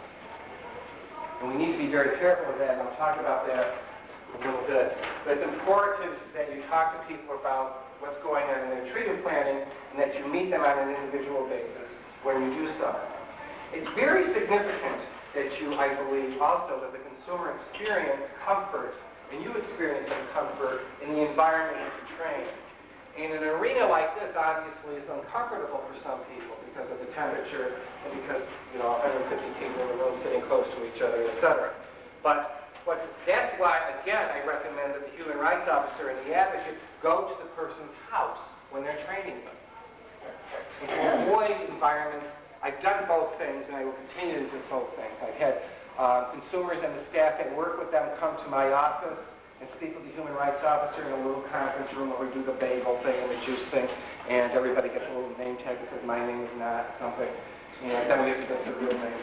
And we do the kind, because people do enjoy it. They get out, they eat, I expect food, all those kinds of things. We need to do that once in a while. But also, you need to be trained in the environment, because the environment where actually your rights actually work. Where sometimes conflict about whether you smoke and whether or not you're putting cigarette butts in your pocketbook and sequestering them in your room so you can enjoy them later, and whether the money issues actually happen. So that the staff person, it's very easy for me as the clinical director to say, well, I think this should happen, But the staff person who actually has to work with the consumer for 10, 20, 30, 40 hours a week, who's the person that's expected to say, remember your cigarette plan? This is the person who needs training, who needs support. I need a different kind of support. You need a different kind of support. But the person who's actually working with a client on a daily basis, they're the ones that need to be familiar with this concept. They're the ones that need to feel comfortable. They're the ones that have the most important relationship with the client around these issues. They should be the most important person in that client's life as far as treatment is concerned. Not me. We're not the psychiatrists. It's ironic that in the treatment culture, the most important people in your life, like the clinical director and the psychiatrist, you see once a month. The person that should be the most important, who with whom you have a relationship, is the person that you see every day. And that is the important part of human rights. Because human rights aren't about, we sometimes put them in laws and put them on paper, and they remain in books, and we go look them up, and that's what you do. But it's really about our relationships with each other, and how we regulate that, and how we're careful not to victimize the vulnerable, how we're careful not to impose a rule without any consultation with the people with whom that rule is going to affect. So those things are the significant things. And very often, you might be tempted as a staff person, or I might be tempted as a consumer to provoke something, not because I'm particularly interested in the cigarette or in the rule, but because I'm interested in the relationship and what's going on with that. So when you train in a residential program, you go to the home, you go to the staff department, and you're going there at 4 o'clock when that 4 to 12 staff person is there. I don't expect oftentimes for the staff people to come to me or go to the human rights officer on their time. I will visit them on their time, when they're working, even though it might inconvenience me. Because it gives them a message. It gives them a message that you are important, and your shift is important, and the work you do is important. It's just as important, if not more important, than my job, and I will visit you on my free time. But they don't necessarily coincide, obviously. So when you're teaching about human rights, the thing that you're teaching a person is that they're important, and that they're valued. And when you have those two messages, it's much easier for you to learn, and it's easier for you to fulfill your responsibilities and to accept the rights of others. You also need to train while the service is actually taking place. And this can be dull, because you don't want to sound boring, and God knows I have many times. But when I'm working with you on your money plan, or I'm training you to know your medications, or to what to say to the psychiatrist when you're trying to get information, I do so. When I do that, I say, this is your right. It is your right to control your money. And by the way, this is guaranteed by the department's regulations. It's guaranteed by the bill of rights, or whatever phrase that goes along with that. So that right there in that magic moment, magic for you is magic for me, that you will have that object in hand, that $5, that dollar, that Melville, that Clozaril pill, that bubble pad from the Department of Public Health, who we're all very fond of, I'm sure, and you're giving that to consumer, you're doing more than just giving them their medication or giving them money. You're obviously engaging in a relationship. You're interested in the implied power struggle in that relationship. No matter how friendly you are about it, you got the money. The medications are locked up. And you may be getting $7.50, $8 an hour as a line staff worker, but you are an extremely powerful person. And your presentation, your affect during that relationship is obviously very important, because there's only so much you can do to equalize that relationship, given the implication of the fact that the agency has the money and the meds, in most instances. So that everything and anything that you can do during that interaction that encourages individuals to take responsibility for themselves, to know what the regulation is that protects them from being abused around their money, their meds, or other issues, is important. And that lasts 4 minutes, 5 minutes, 2 minutes. And I have found over the years, and sometimes I'm surprised, that when consumers are interacting with other consumers or with a staff, they will quote the conversation that we had 3 years ago. I'm trying to get them to say, not to say Kevin said, because they don't need to say that, because that's an implication of the power struggle. They don't think they're going to win unless they said Kevin said. So I'm trying to think that they don't need to say Kevin said, they just need to win. So that's for training, but they'll say, this is my money. And that's important. And I work with consumers, and I'm sure you do too, who know it's their money. And they spend their money, and they want the rest of their money. So they can spend that too, and that's fine. You need, very often you're getting into very complicated discussions that you get tired of very quickly, I'm assuming, around what exactly the nature of the repayee's relationship with the consumer is. And your agency and you and the consumer need to make decisions about whether or not you're going to save this person from the consequences of spending all their money. Or are you going to help them deal with the consequences of spending their money? And that's sometimes a clinical issue, sometimes it's a social issue. I've met with people who, they're not in the money world yet. Their consciousness of the consequences, either because of their age or the length of their institutionalization. I meet people in their 50s and their 60s and 70s with mental illness, who've been institutionalized for many years, and who come from a generation that never used checkbooks, let alone ATM cards. Everything was in cash. So do I chase them around and say, you learn how to balance this checkbook, or I'm not giving it to you? That's not really fair. So you need to take those kinds of issues into account. And as you know, this is not an issue that is reserved with mental illness by any stretch of the imagination. That balancing your checking account and being responsible for your budget is located here. Spending is located right here. And that it's a human thing. So try to put yourself in this person's shoes when you're teaching them about what their rights are with regard to their money. Make sure they know, and I bring consumers in to help me fill out their Social Security reports.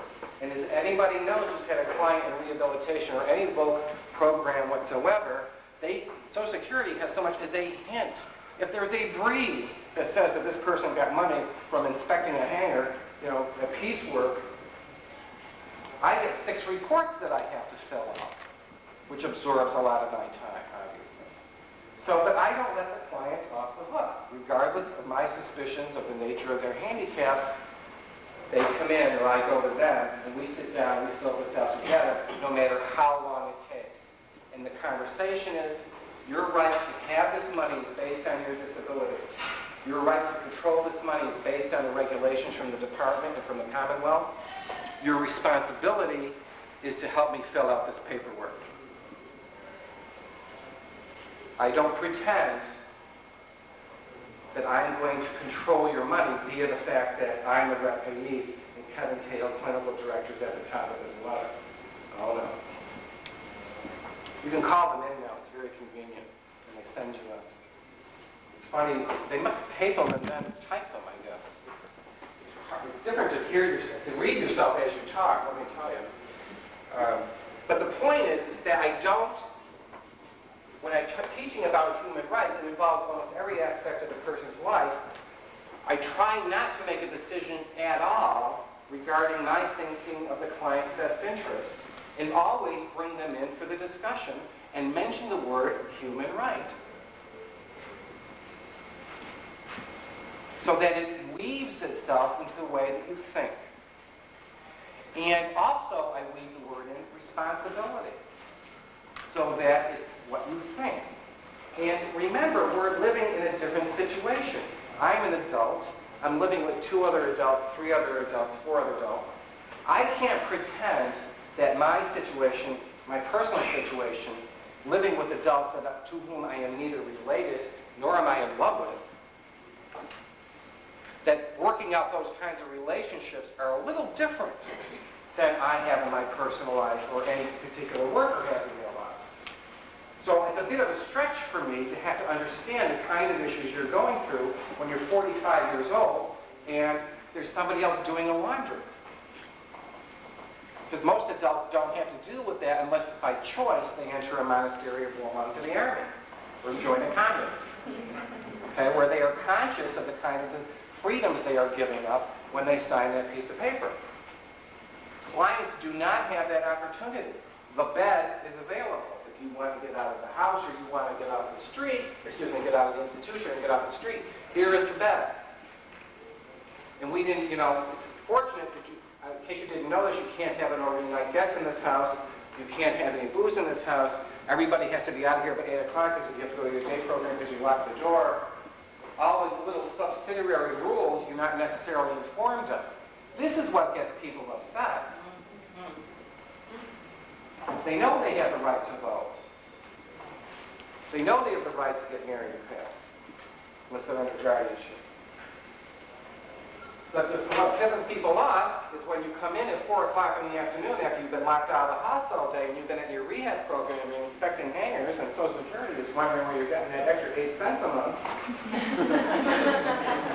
And you walk in and it's a staff person who is doing a good job and has been spoken to by her manager and it's laundry day!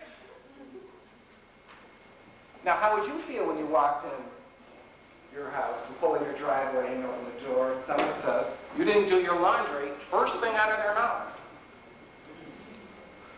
The question, human right, comes up, but also the question of your relationship and how you, as a staff person or as a human rights officer, helping people to negotiate living with their peers.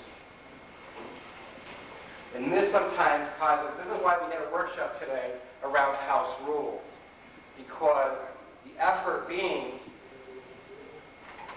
to help adults learn to get along with each other in as good a fashion as we can, but one that not necessarily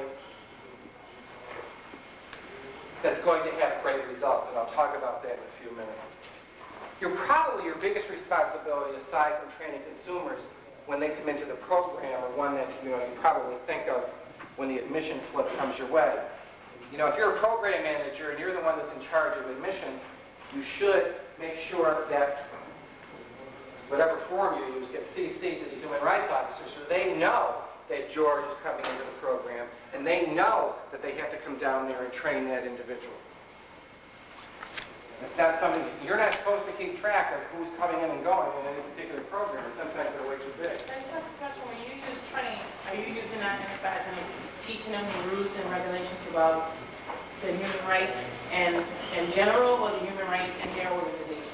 I think what you're going to do is when you meet a consumer, you're going to do a little bit of on your feet thinking and assessment. You're going to say, what is it that this person needs?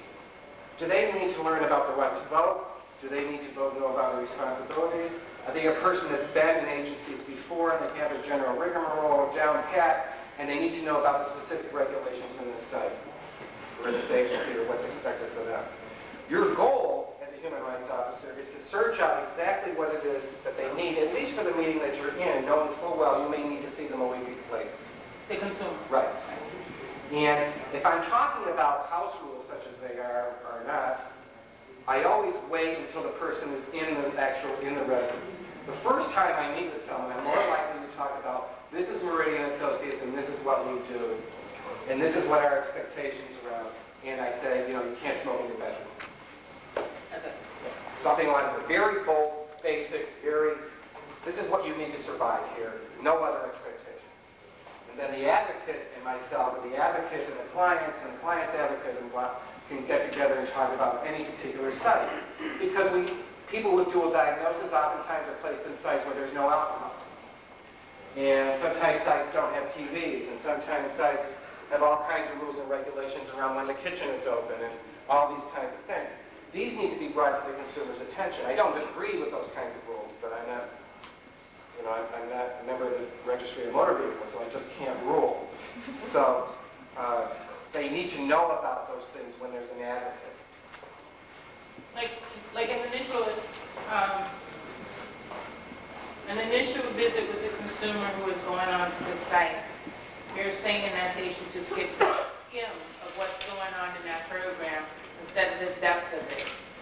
Right. I think you need, like anybody else, I learn by doing. And the site also gets the message, not to run amok with rules when someone walks in the door. But when you find that when you get in that home and either your advocate is the human rights officer, they're playing both roles, they talk about one totally different thing that has nothing to do with anything, and they forget about telling you the important things. And then when the consumer bumps up against a wall when he is wanting to do something, they say, you can't do that. This is the human right rule. Yeah, those two roles should never be the same. If I'm a person that's assigned to work with Rachel around her checking account, and I'm the one that's negotiating, whether or not she's going to buy 4 boom boxes or 2 boom boxes this week, or giving generous money to her mother, and I'm the one that has to say no to her, I'm not the advocate. I'm the advocate who's working with her money, but I'm not the human rights person. Okay? Those are two distinct things. They shouldn't be together. Right. But I'm assuming the advocate needs to be trained and needs to be well informed of what his or her responsibilities and limits are as well. So that's an issue around training the staff person, so that the consumer and the staff person both know what the limits are as far as that staff person's role is concerned. Yeah, but I'm talking about in general. When the consumer goes onto a site, they talk about the basics of the program. And then when you get there, throughout the week or throughout the 2 weeks, they talk about every aspect of the program, what is expected and what is not expected, what you can do and what you can't do. What boot camp. Right. But see, you've got a consumer who's been locked up in the hospital for 8 months, and instead of telling them that they're going in the same active, high illness environment that they just left the hospital from, and when they get there and they're a person who is highly functional and highly able to do some of the things that these other clients can't do, then you hit up against what they can't do, and you really can't do it because... Right, exactly. One of the purposes that every clinician and every worker needs to be aware of is that interventions need to be very specific to the client. And as I mentioned before, we can't use a rule as a substitute for treatment program. Sometimes we all get frustrated at trying to, managers, as I said before, have huge responsibilities. But part of the issue is that it's very easy for me to say, well, enough of this messy kitchen at 10 o'clock at night, the door is being shut and locked, and that's the end of that. But if I hear the psychiatrist one more time complain about how much caffeine you're drinking, then that's going to be the end of caffeine too. But that's an easy way out because you make this rule that applies for everybody. When in fact, if there's an ADL difficulty that you will work on eventually, you may not be able to work on it when the person's there for the first 6 months. What if they've been there for like 4 years and they're still not at the point of taking care of themselves in a healthy way, in a clean way, and ADL skills, and still at the same level where they left the hospital 4 years ago and to the point they are now, 4 years later? I always say to people, look how long it took us to get mentally ill. Right. This is how long it takes us to get out. It takes a long time. You're training staff, and you know, of course, that there's certain things that you need to tell staff. And you need to tell staff, first of all, what the limits of their power are, or limits more specifically of what the agency's power is. But most importantly, you also need to remind staff about, what the reporting responsibilities around complaints are. This is a mandatory thing. They're mandatory reporters calling the DPPC with the incident condition that is illegal, inhumane, or dangerous is very important. So, of all the things you have to talk about with everybody, that's an absolute must. And making sure that the number to the DPPC is posted, and making sure the complaint forms are posted or at least available for people, and that human rights officer or human rights advocate at any particular site knows that if a consumer has a complaint, that it's her or his responsibility to sit down with that consumer and help them file that complaint, or at least make a report to the person in charge or the person who's not wrong. But that is their responsibility. Now, I often have arguments with house managers or with other individuals, or mainly with the Department of Public Health lately, who expect everything except the menu for lamb stew to be posted on the wall. When they sent me the missive that said, everybody, we need to have a list of staff names at every site who are trained to do blood pressures and those vital signs need to be posted at the site. I mean, what is this? UMass Medical Center? This is someone's home. And I try to cut down on purpose the amount of stuff that we have hanging around. And limit it at least to one spot. And yes, it's important to keep staff informed. And yes, when I call up at 2 o'clock in the morning with an emergency because I have a client in the air, I need to have the information quickly, blah, blah, blah. And that's important, but it's your human right to live in an environment that isn't reminding you every 10 seconds that you're dependent on others. And now, most recently, more of my discussions have been taking place with DBT therapy, who put signs up in the environment to help people remind people to be mindful about their symptoms and mindful about the kind of relationships that they have with others.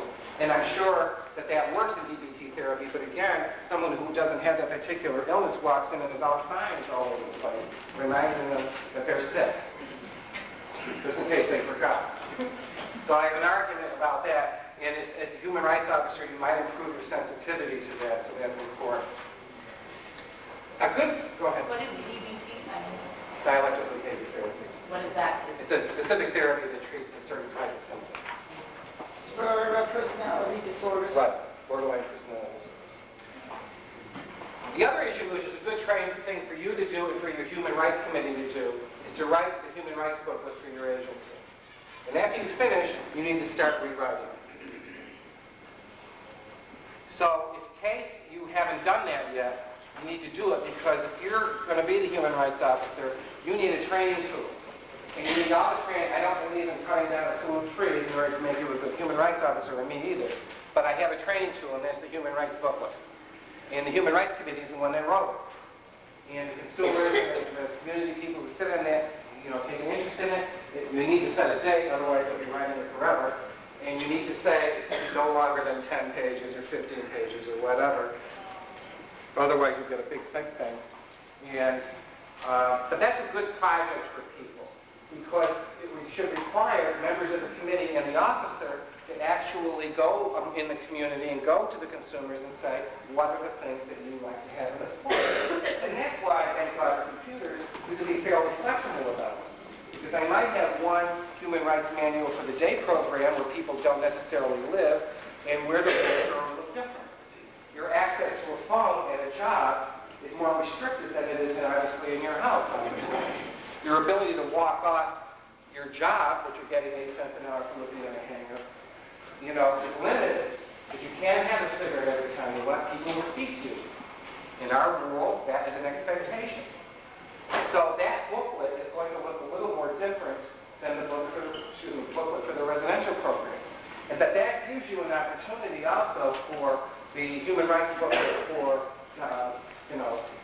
George House is where it is a house, for example, that treats exclusively dual diagnosis individuals. The human rights booklet for that particular site might be different than the one that you have that serves people who are geriatric or are otherwise medically involved. So that's an important project, and the more that you do that, the better you will be at teaching because it forces you to think, and it forces you to think about how you are actually going to put things. How actually are you going to describe them? And what language are you going to use? And don't be afraid to make a mistake in these things. There's no such thing as a disaster. It's okay. There's no such thing as a stupid question. And if you find 3 months later that it's not working, then do something else. That's fine. Someone should understand that, not yell at you.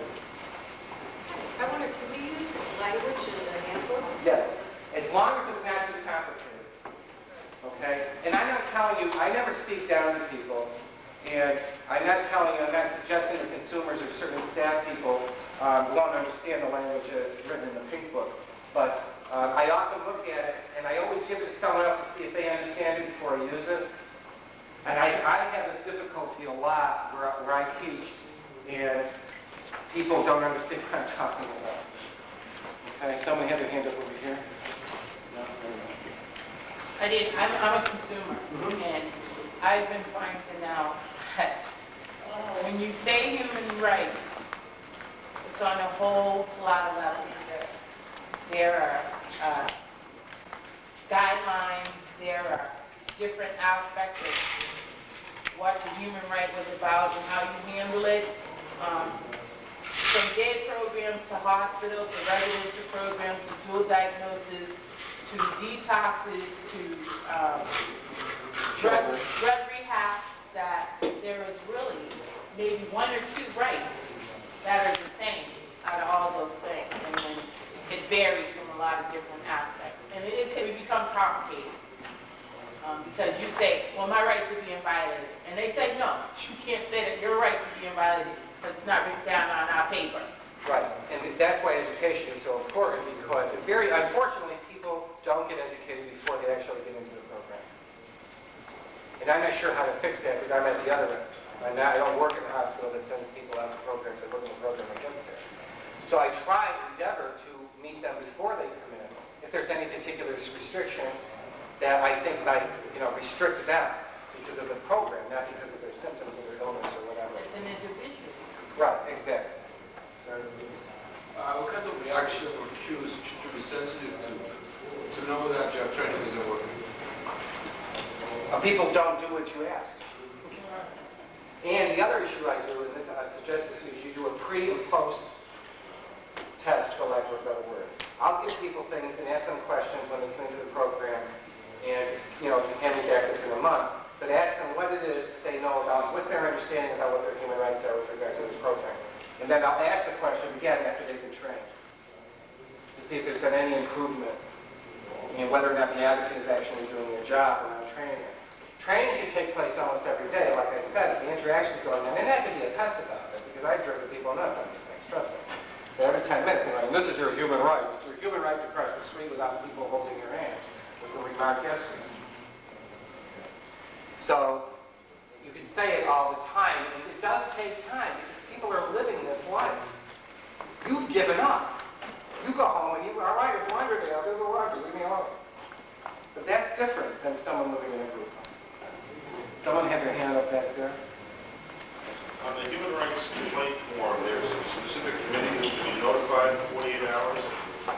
Yeah. And is that the responsibility of the staff member that was involved in these complaints and or the human rights officer or law officer?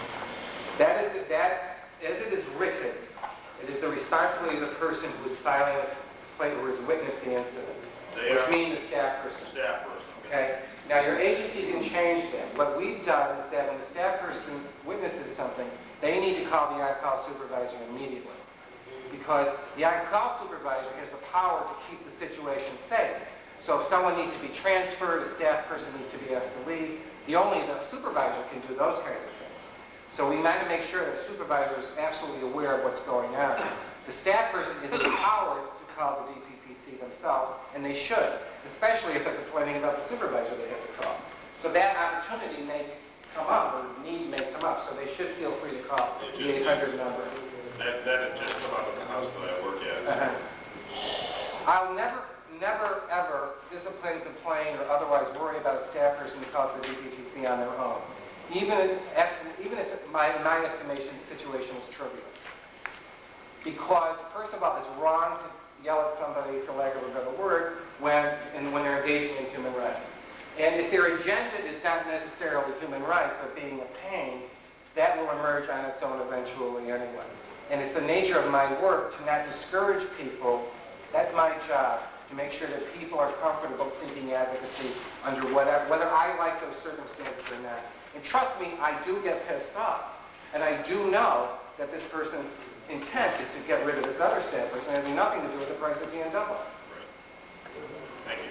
Which is 87 cents a pound. Okay, this is a little strange, but it's a situation that came up in the group where I am. There's a consumer who was who had reports repeatedly written about her, which led to a loss of many of her rights. And did she have, how could she have handled those reports, which, I mean, they led to a conservatorship, they led to a rep payee, they led to her eventually being taken out of the program and put into a nursing home. And it was the reports, I mean, how do you stop those? It's a trail of paperwork. And I was involved in the situation, and it was not fair. It was essentially just not fair. And it was the cumulative effect of the paperwork which caused the situation to look, you know, on paper it's fair, but it actually wasn't. How could she have prevented this? Well, first of all, there's a generic response and a specific response. The generic response is that if you find a consumer as being railroaded, she was railroaded, or in other ways boxed into a certain situation where he or she, the alternatives and choices that they have are being slowly eliminated for one reason or another.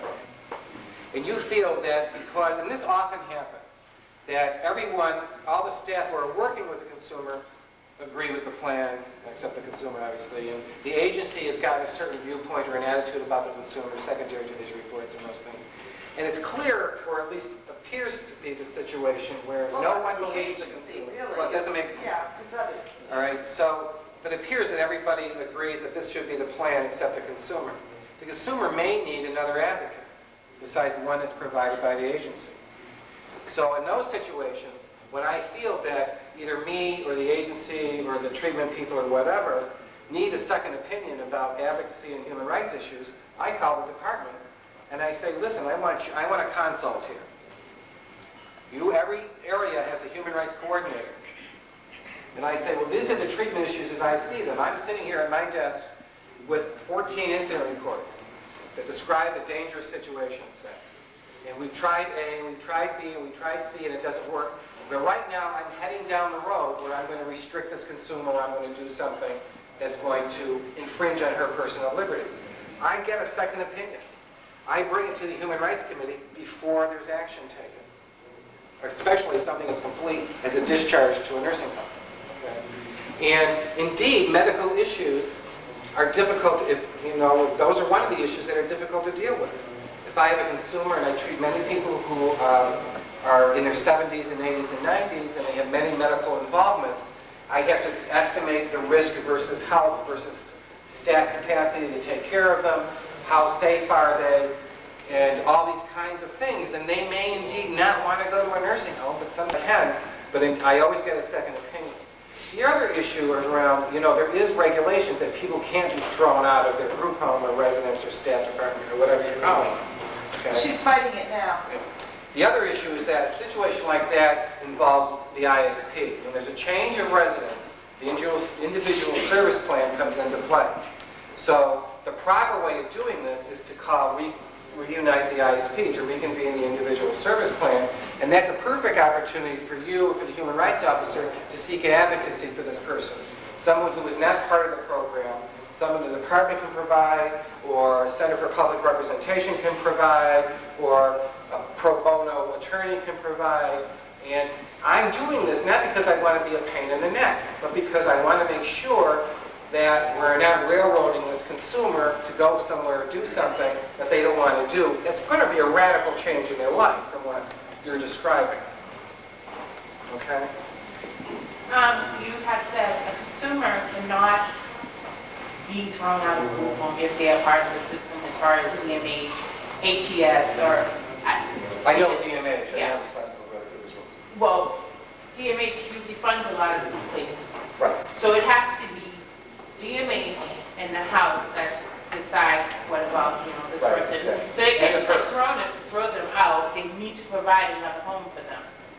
On the other thing, human rights, for a month I've been in a group home, and I have written 3 complaints of health issues and human rights for me that have been violated as far as my roommate. I have gotten no response, and I've asked them quite a few times. I said I wanted to be in the committee to talk about what's going on. I have gotten no response. The advocate that was working with me violated my rights within 3 weeks 4 times. He was fired last Friday. Maybe due to incidents that occurred with me, or maybe due to incidents that occurred for the time that he was there. I don't know.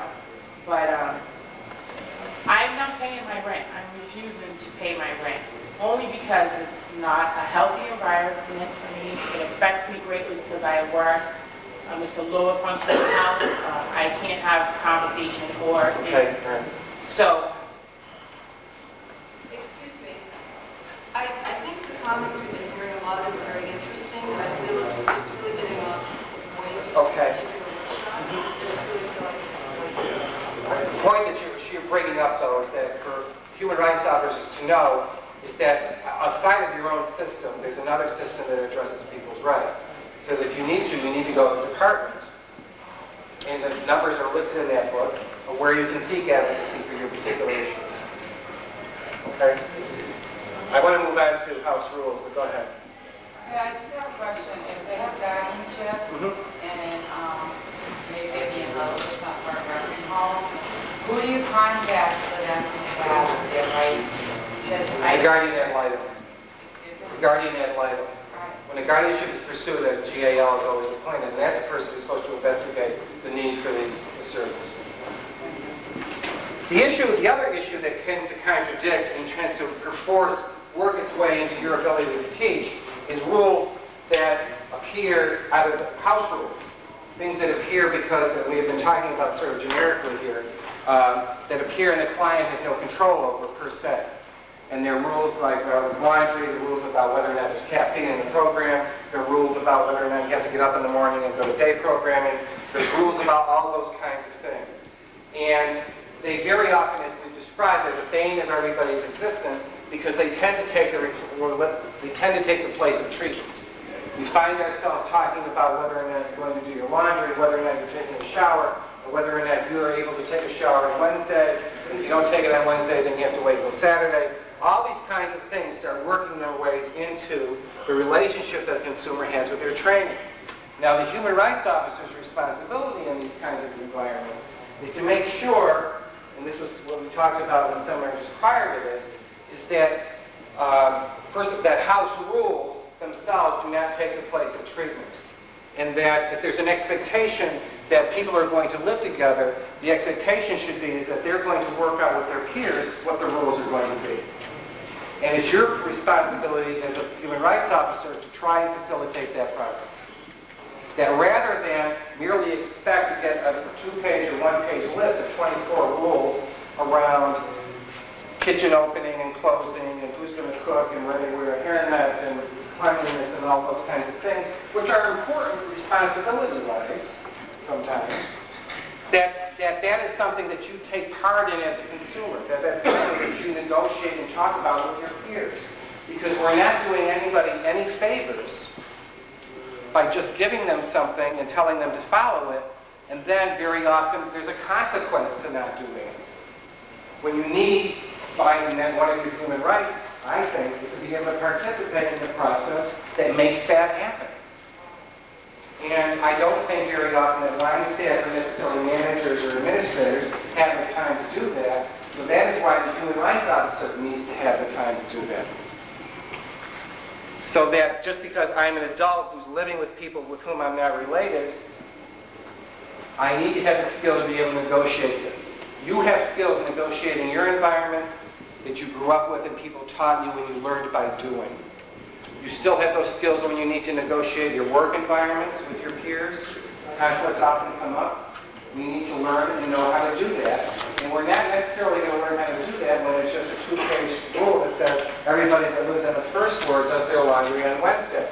This may be a particularly worthy thing, but it's something that I think needs to be talked about in terms of the relationship that's going on. You need to be frank that rules in any particular, group home setting or in a staff department aren't 10 commandments.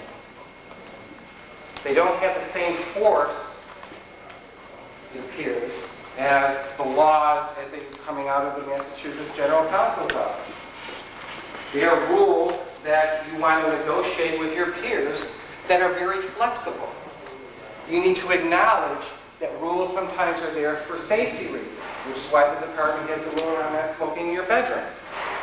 But we also need to acknowledge that there's rules there for health reasons sometimes. But there's also rules for convenience. Because we are living together and there's only one van. And we are living together and people have different agendas with the television. And people have different agendas with furniture. People have different agendas with a person who doesn't shower and is incontinent and refuses to not sit in the sofa, for example, or whatever. And our tendency is to solve these problems by making a rule about incontinence and sitting in sofas. Instead of engaging in a relationship with a person that's not going to be successful at first, that may fail a lot. But to me, that is the nature of our work, not in writing the rules. If writing rules and getting people to follow rules and then face up to the consequences of those rules worked, none of us would have a problem. Because that's something we're always taught. But apparently we do have issues around this. So part of the training for you is to help consumers talk to each other and to be able to advocate for themselves with staff. And you may have to model that. You may have to actually write scripts and here say this. And I also, again, I train staff when I'm training clients how to advocate for themselves right there. So that a person who is particularly vulnerable because of their personality, they're passive, they've been institutionalized, they've been waiting for others to make decisions for themselves, I say to them, well, let's sit down and we'll meet with this house manager. And here's two things that might help you with regard to this issue. We'll let me give it to you. Same advice I would give anybody. And I would hope that people would give me when I'm in similar difficulties.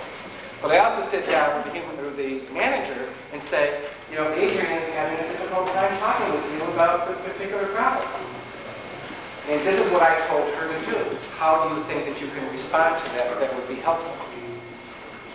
Well, Kat, she just drops her cigarette butts all over the floor anytime she wants, and then just goes to her room and refuses to go on. Okay. So you need to get into that subject. And you want to spend the rest of your life doing it, but that's how, and it may not work the first time. But I can't go in and solve the problem for it. The client, I may have to wait for the client to be ready. I may have to wait for the manager to be ready. But I'm not doing anybody any good if I just say, all right, she can drop off the cigarette butts she wants and go to her room, or you have to pick up all your cigarette butts or we're going to restrict your cigarettes. That doesn't work.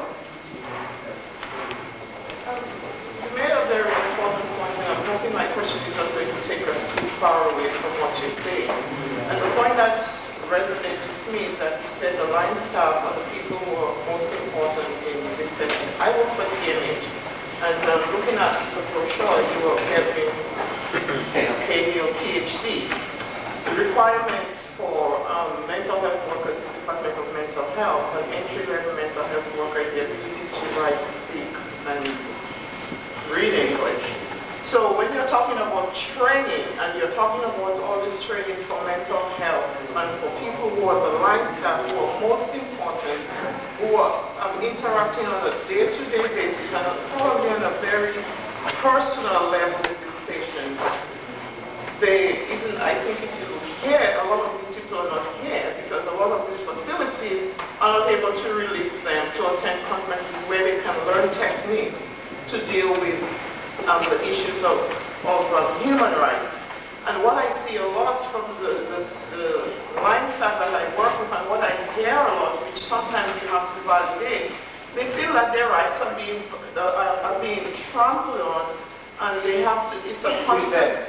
The line staff, for example, mental health worker one, And it's a constant weighing of their rights against the rights of the patients. And as you articulated this morning, it takes a lot of training.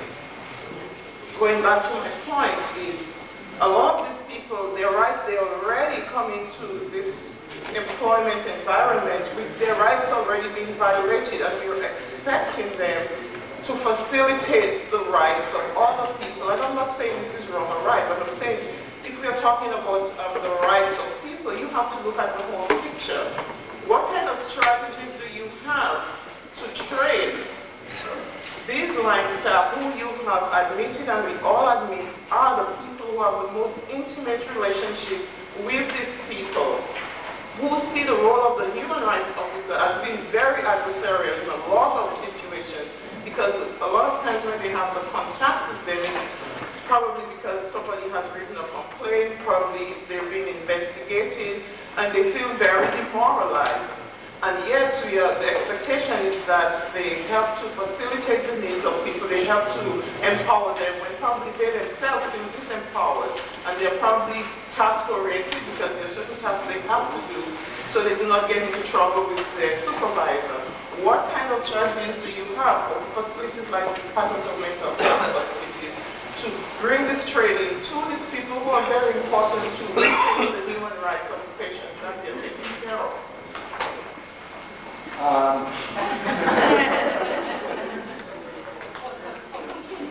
The first thing always is, and we're talking about training here, the first thing is that this everybody in the agency, whether they're staff or clients, and you're not going to empower one segment by disempowering the other. And when you work in a mental health facility, there are certain things that you need to learn that, and I'm not sure when you talk about people being disempowered who work there, but that there are certain things that you're going to have to tolerate. Period. Otherwise, you become a plumber. There are other things, and that's a good job. But there are certain things you have to tolerate under those circumstances too. And the issue, right from the get-go, when I do training for staff and clients, the first training obviously is the orientation. They learn that human rights are the most important things to this agency, period. Because when they walk in the door, it's the first thing they learn about. And there are tons of issues. We have OSHA, we have AIDS, we have human rights trainings, we have medication trainings, you have paycheck, how to fill out a timesheet. You have all those varying responsibilities about calling on-call supervisors. And it goes on for days, it seems. And that lovely little 500-page pamphlet the department gives you an inspection to hand out about how many regions there are. So, but that, albeit it's important, but the first thing they learn is that human rights is important and the most important. So they're getting a message from the administration that how they feel about their clients and how they feel about their relationship with the consumers is important, and that they should bring that forward under any circumstances all the time, because that is an important relationship.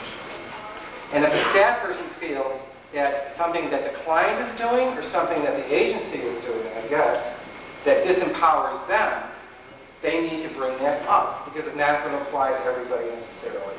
But also it's something that they need to have the capacity to do, to advocate for themselves.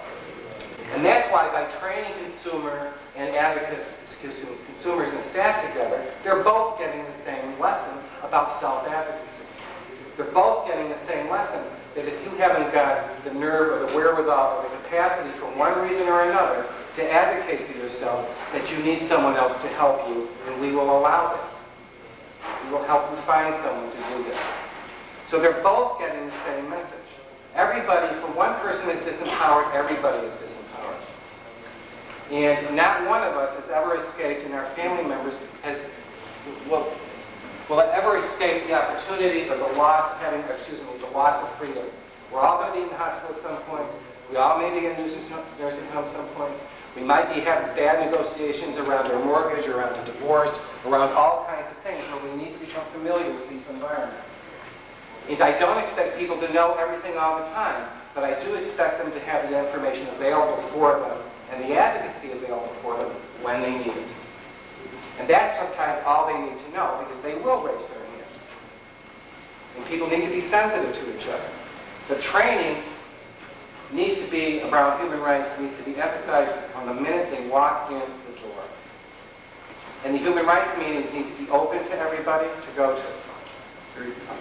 How do you make sure that this is happening in organizations? Because I've worked at several organizations that this is all brand new to me. So I'm wondering, how does the Department of Mental Health make sure that this happens? And is there a sign-off that they're supposed to be responsible? I don't know how DMH makes it happen. I know how I make it happen is by giving people pieces of paper that they need with a list of what it is I expect them to do and when I expect them to do it. And you need to go to your Human Rights Committee, like I said before, and see what their expectations are. You need to go to your Human Rights Committee and seek advocacy around house rules for people. So that maybe someone from the committee needs to go to a house and help people work through the issues around noise, work through the issues around smoke, and work through the issues around food in the refrigerator. So that people get trained to do it themselves. That's the important piece. And to help you find language that's going to be applicable both to staff and to consumers. We need to lose the us versus them piece of it. I also do it by actually showing up in my job and observing people's interaction and the nature of those interactions with consumers all the time, and consumers' interactions with each other all of the time. So that, and I don't mean to be critical, and I don't mean to be a snoop, and I don't mean to be, sometimes I have to make that job for myself, and I don't necessarily like it, but that's my job. So that observation is important, because we don't listen to ourselves very often. And you need the best training of all, always, always, always, and you need to document it when you do it. If you didn't write it down, then you didn't do it. Is to give consumers the opportunity of choice all the time, as often as you can. And you're worried about your vacation. You're worried about you didn't do your line. Your boss is a jerk. The incontinent client's been incontinent again. The staff person who's a bad attitude still has a bad attitude. I mean, you got other things on your mind. So if you're able to stop yourself from exercising best interest just twice a shift, just twice, I'm not going to make this decision about what they're wearing. I'm not going to give this advice about buying boom boxes or giving money to their mothers. I'm not going to make this advice about watching Jerry Springer. I'm not going to give them advice around anything. What is it that I have to do that's going to educate this consumer to make this decision for themselves? What are the risks that are entailed? How can I mitigate those risks? That's the nature of the work, and that's training. That's training. There's consequences with most solutions. There's responsibilities. Right. This is a process. Whenever I come to these kinds of trainings, people want to know answers. And I hope you're getting the idea that there's not necessarily an answer, as there is a process that you need to engage in a relationship. That you're not going to accomplish this by having a didactic training like this with any consumer or with any staff person. That's going to be at their site. It's going to be about something specific, and I don't care whether it's the issue about who does dishes and who doesn't do dishes. That's an opportunity for people to learn, and you write it down. So that when you go to your Human Rights Committee and you need a period of reflection and meditation about the nature of being a human rights officer, and you look at that 10 sheets of paper that you've been writing down over the past 10 months, and you say, you try to get a theme for yourself. This is what I've done, and this is what is accomplished. I've met with 83 consumers, and we talked about the issues that they're dealing with in regard to their cigarettes, and I've told them it is your right to possess your property. This is how people learn. Unless you get a divorce or a mortgage or there's some issue going on with you, you very rarely come in contact with the law. You learn by doing. The civics class that you had in 7th grade, I'm shocked at how little people remember about that. And that's usually your last contact with something along these lines until you actually have to go into the system. If someone come up to you and said, I'm sorry, but you are clearly a danger to yourself, or to the hospital we go, what would you do? Who would you call? What are your rights under those circumstances? And you may think that that's a far-fetched thing, but if you lived in Argentina or in the Soviet Union or in a variety of other countries over the years, that's not a far-fetched idea. What are your rights under those circumstances? So you need, your self-education is obviously very important, but you wouldn't necessarily come in contact with that until it actually happened. Stomachs are grumbling, I can hear them, and they're clapping, obviously, for me, so I'm going to let you go after 2 more questions. What do you do when the situation is the rights of one client versus the rights of other clients? I will give you a handout about that.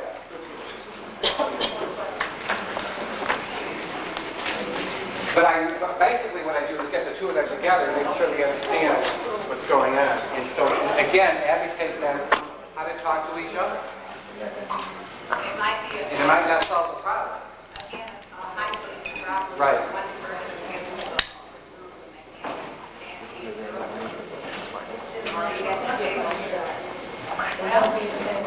Someone else had their hand up in the back. We've got one. If you want a handout, one is called Teaching Staff Clients About Human Rights. The other one is Consumer Rights That Infringe on Others.